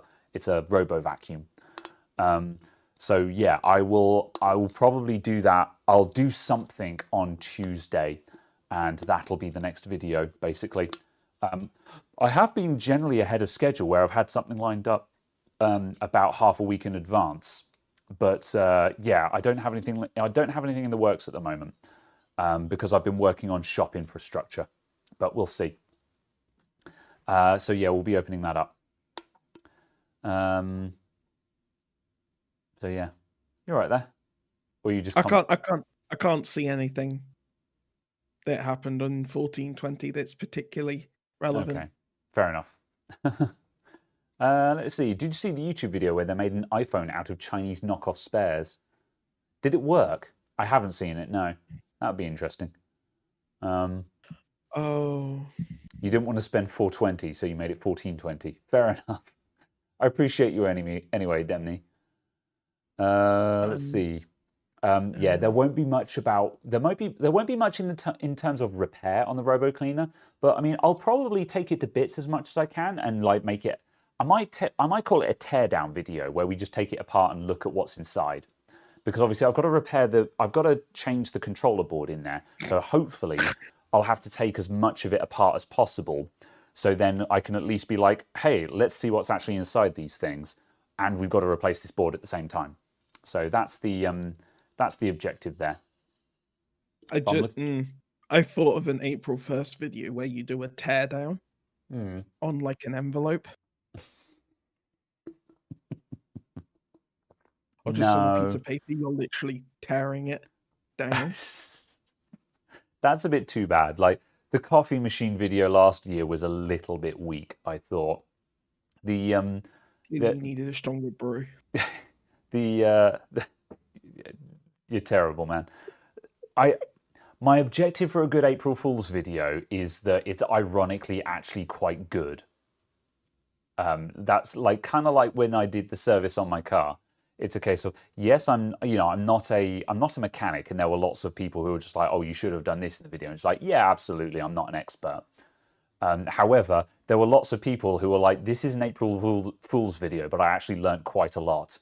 And I'm like, that's ops success for me, is to do an April Fool's video where I do something really completely off-brand, and ironically, people still end up learning something from it. Yes, don't buy a second-hand JDM Subaru. Maybe. Hey, that's just classic car ownership, man. That's just classic car ownership.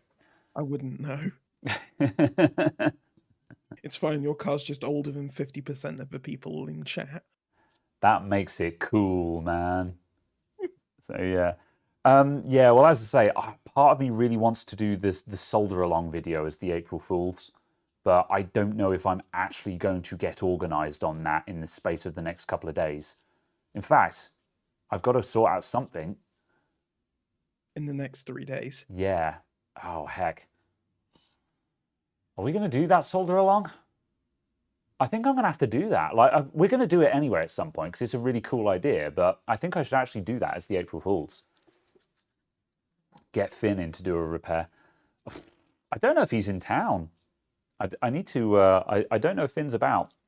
That would be cool, but yeah, you need like 2 weeks to do the solder along. Well, it would be an announcement video. We need a month to do the solder along because we got to give people time to order stuff from China. So yeah. So yeah, April Fool's video collab with Electroboom. It's funny you should say that. Not that I'm going to collab with Electroboom, but I do still want to do a multimeter crash course video.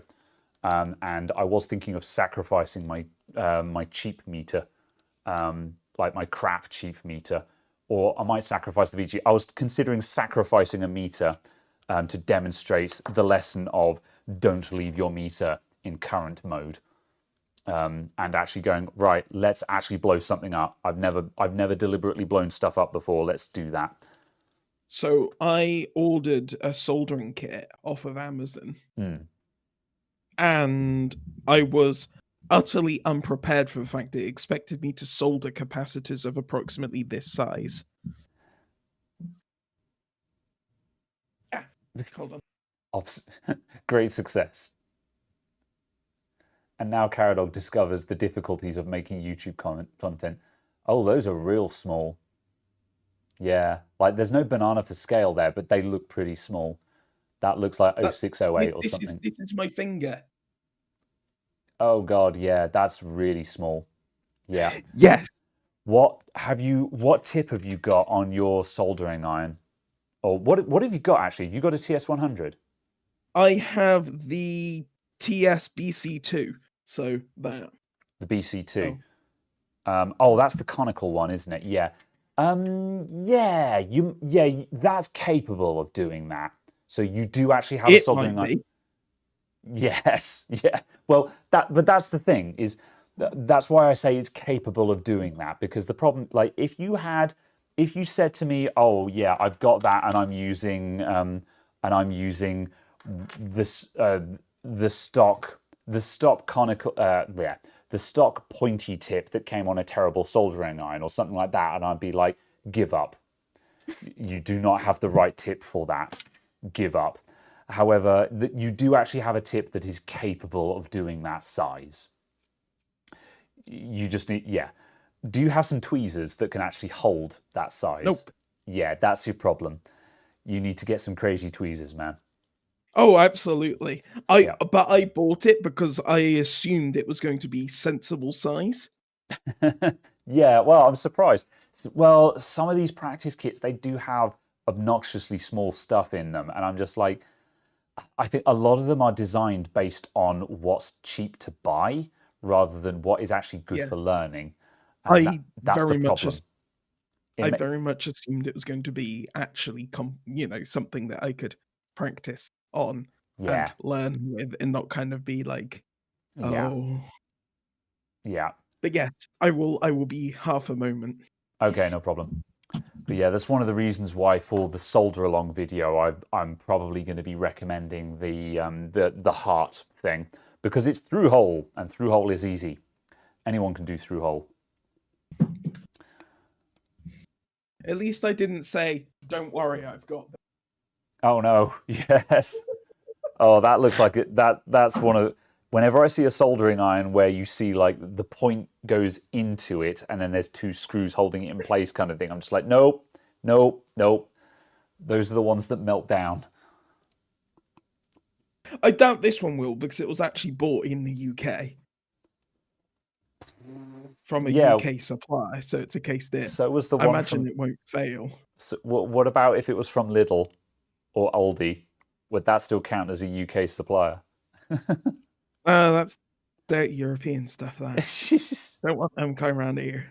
Brexit means Brexit.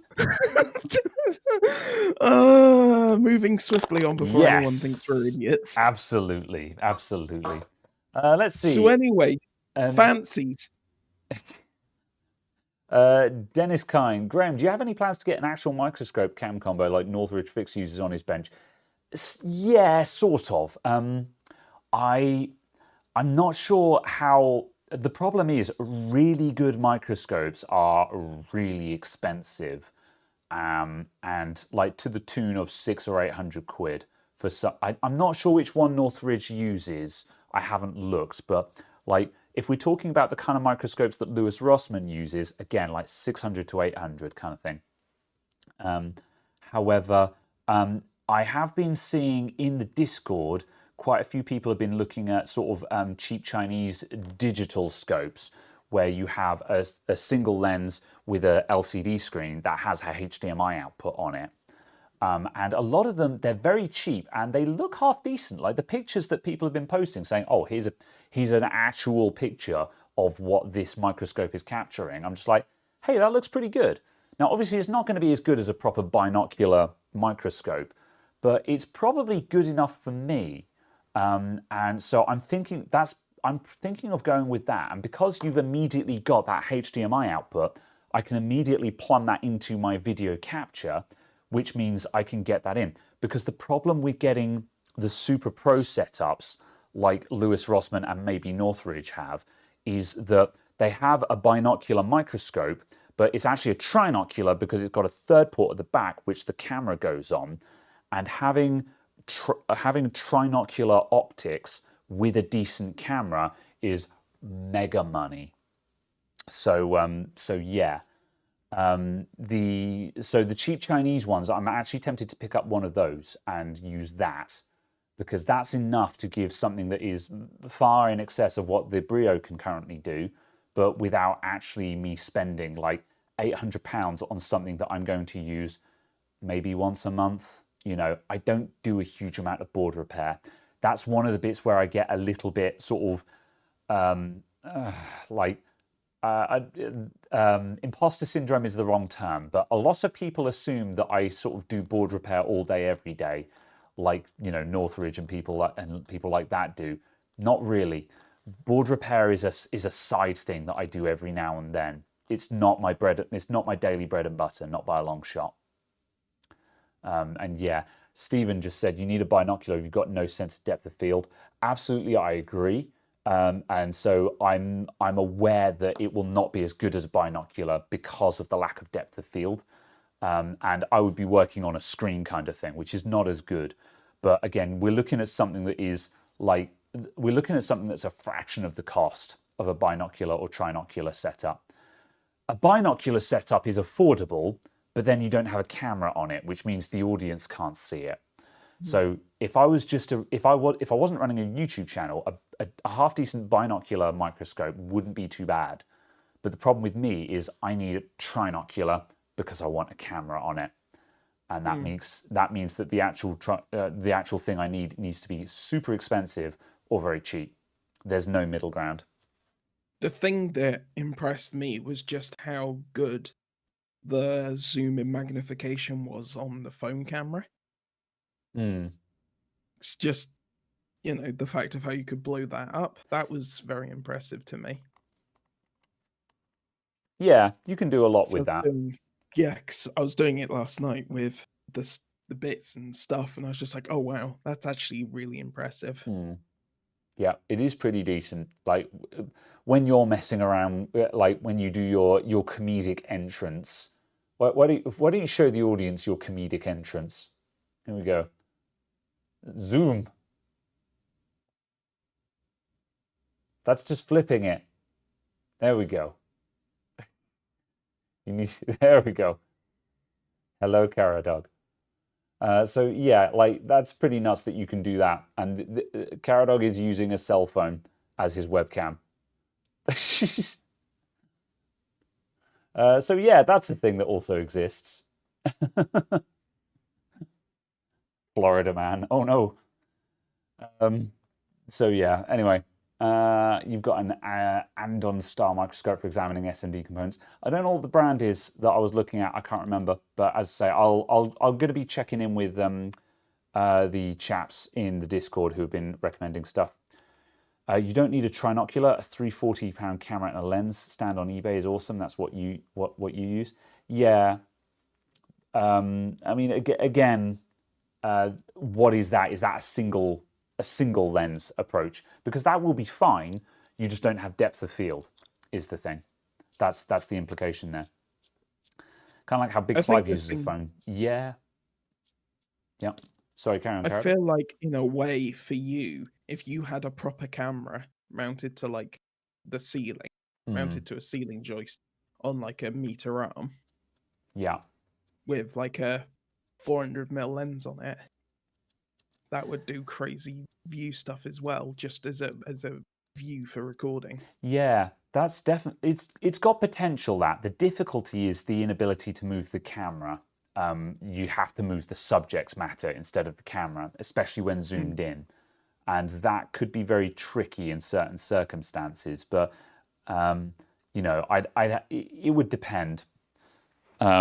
Although it's again a lot easier now I've moved. I wouldn't be able to do that in the old shop, but that's possible in the new shop. I'm still entertaining those ideas, but again, I'm not convinced that the quality improvement is worth the cost and hassle of the setup, because the Brio still affords me a very cheap and incredibly versatile setup, whereas switching to a proper camera will be very expensive and be a lot less convenient for some improvement in quality.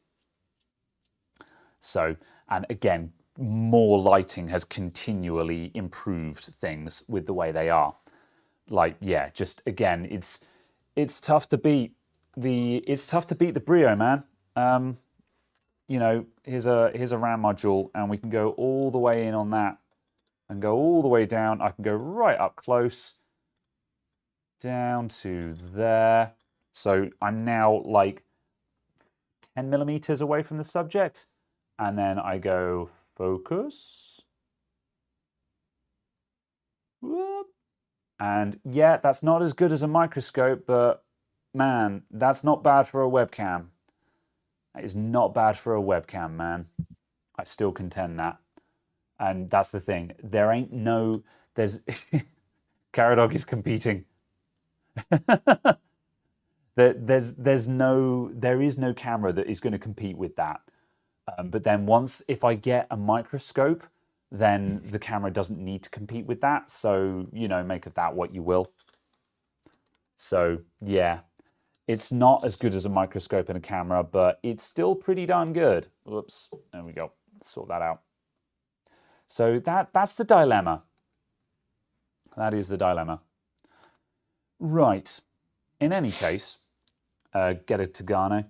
The Togano, that's what EEV Blog has, and I'm not a fan of it personally. I don't think the Togano looks that good considering how much it costs. I mean, I haven't looked at costs for a while, but at some point, I seem to remember that's like $700 or something like that. And yeah, I'm not convinced it's worth it. Like maybe the Mantis that EEV Blog used to have, but I don't think the Mantis can do video capture, which is why he's got the Togano. So yeah, I don't know. So yeah, and this is an interesting thing is Scytheshock just said, do everything as cheap as possible while keeping the production quality good. And this is kind of a point of interest for me, this is kind of the theme that I'm going for this channel is how good can I make it for as cheap as possible? Because like right now, I could probably afford to buy whatever I wanted within reason. So if someone said, this is the best microscope for what you're doing, it costs $1,000, I could be like, sure, I can afford to spend $1,000 on that. But that's what everyone else has got, and that's what everyone else is doing. I don't really want to be a channel that just does what everyone else is doing.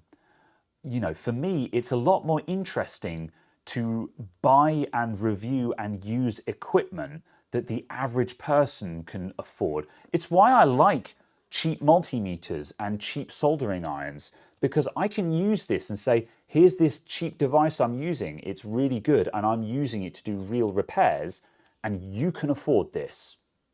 Whereas, you know, other people, they'll do a review and say, oh, this is the best multimeter I've ever used and it's $500. Most people are going to be like, well, I guess I'm never buying one of those. You know. Why would you? Wow.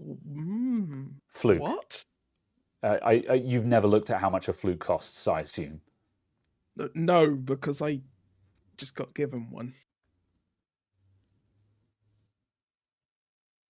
Flukes are very expensive.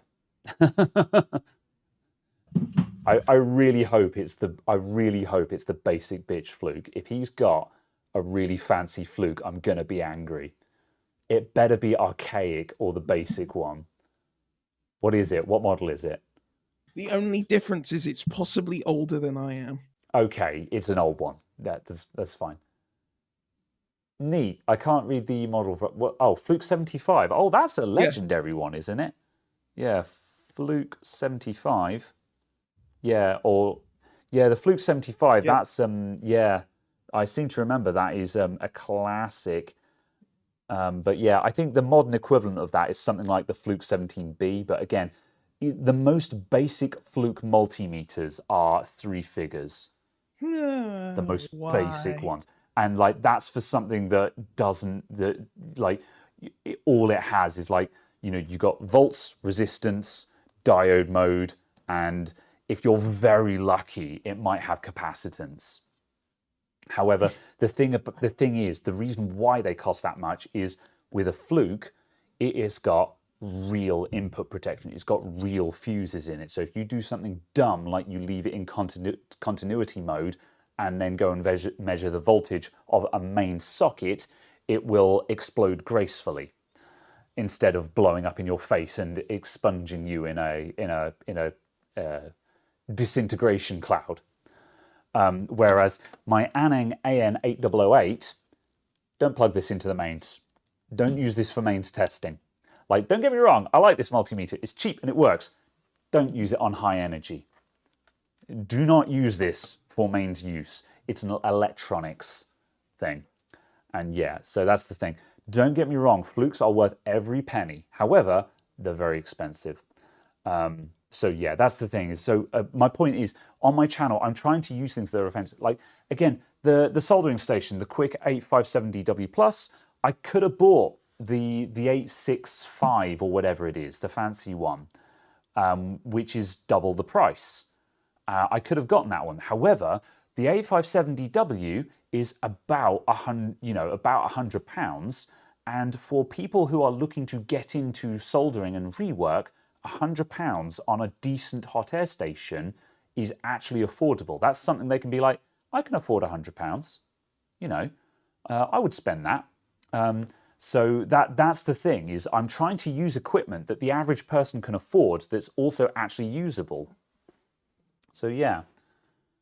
So that's the point, because otherwise, if I just go out and just say, hey, I've got 100,000 subscribers now, I'm going to go and buy all the expensive equipment, it doesn't work. And so that's the reason why, wherever I put it, I bought for a thermal camera, there it is. I could have bought a really expensive FLIR thermal camera for like £300 and be like, oh yeah, I've got FLIR's flagship model. It's £500. I could technically afford that, but no one else can. So what's the point? Whereas if I do a review of the FLIR 1 and say, this is usable for board repair and finding short circuits, people can be like, well, that's about £130 or about $150. That's something that I could afford to invest in for my repair business. So it's useful. That's the thing. So yeah, that's kind of what I'm gunning at here. The FLIR 1 Pro works in Windows. No idea. This FLIR 1, oh no, this is the FLIR 1 Pro, yeah. This plugs into your phone. It is a phone one. I will plug it in. So it's USB-C. You plug it into your phone thusly, and oh, turn it on. It's very slow to get going, this thing. It's one of my complaints about it. It's very slow to get going. It's turning on, and it has to do the calibration thing. All right. Let's see if it's going to start for me. Do-do-do. No, it's done its thing. This is my primary complaint of this thing so far. Like, half the times I've plugged it in, it has not initialized properly. It's very frustrating. So I don't know if you guys are going to get a live demonstration. But the point is, you plug it into your phone, and it gives your phone the screen. You won't be able to emulate it on a PC because you can't do pass-through. You can't do pass-through on an emulator. That's the issue. And last time, as far as I know, anyway. So yeah, it's playing silly beggars with me. This will appear in the review, the fact that this one played silly beggars with me. I don't know if mine is busted or not, but yeah, for first impressions, we'll see. There we go. Now it's just opened up. So, there we go. Thermal camera. And that's what you get. So now I have a thermal camera of my face. There you go. So that's the idea of it. And so I can use, so this is useful because now what I can do with this is when I'm working on a board, so I would be doing a top-down view like this, and I'm working on, say, this laptop, and now I can be like, okay, so now we'll study what the thermal camera can see, and we can look around for the hotspot. And of course, there's no hotspots here because there's nothing there, but you know, if I put my hand there, and I can show what I'm looking at under the camera. So that's kind of handy. So whatever, it's just a photo booth effect. No, this one's the real deal. This one is the real deal. So yeah, I'll prove it to you. So hang on a minute. So here's a mat. So at the moment, it's not seeing anything on the mat because the mat is cold. So now, if I actually, where do I need to place my hand? There. So place my hand under it, and if I just press my hand into the table there, and then release, there you go. There's the hotspot from my hand. It's the real deal. It's a FLIR. Of course it's the real deal. So that's the thing. It ain't an effect. But yeah, however, this is the cheapest access into thermal cameras. So I'm interested to know if it's actually any good or not. Because I'm not sure that cheap thermal cameras are high resolution enough to be useful in repair, but people keep telling me they are. Every video where I've done power injection, people have been in the comments going, "Oh, you should get a thermal camera," and they say, "Oh, you should get a thermal camera. They're not expensive these days." And I'm just like, "Yeah, but are the cheap ones actually good enough?" So we'll see. We'll see. Puget Systems use thermal cams to check airflow in their cases. Yeah, that's stuff that you can do with them as well. So yeah. Yes, the Cat phones have them as well. In terms of the cost, my one, they're about £200, I think. About £200. So yeah, they're not super cheap, but they're affordable, I think, you know. But certainly if you've got a need for them. yeah, if you have a requirement for it, it's affordable. Yeah, I'm still not convinced that it's the best tool, but what I want to do is I want to do a video where I demonstrate the FLIR, and in the same video, I want to demonstrate the half a dozen other methods of finding short circuits, because other people say you can also use freeze spray, and I've got some poor man's freeze spray at the moment, and by that I mean a non-invertible air duster.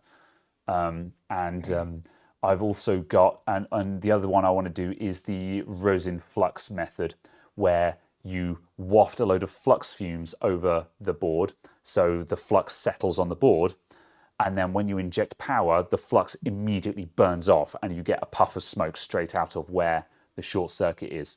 I've seen videos of it being done. I'm like, that's a very interesting method. So there are, the thermal camera is by far and away the most expensive method of doing this. And so it's a question of, is it actually the best though? So yeah, I'll get it done at some point. It's time for thermal Pepe. Thermal Pepe.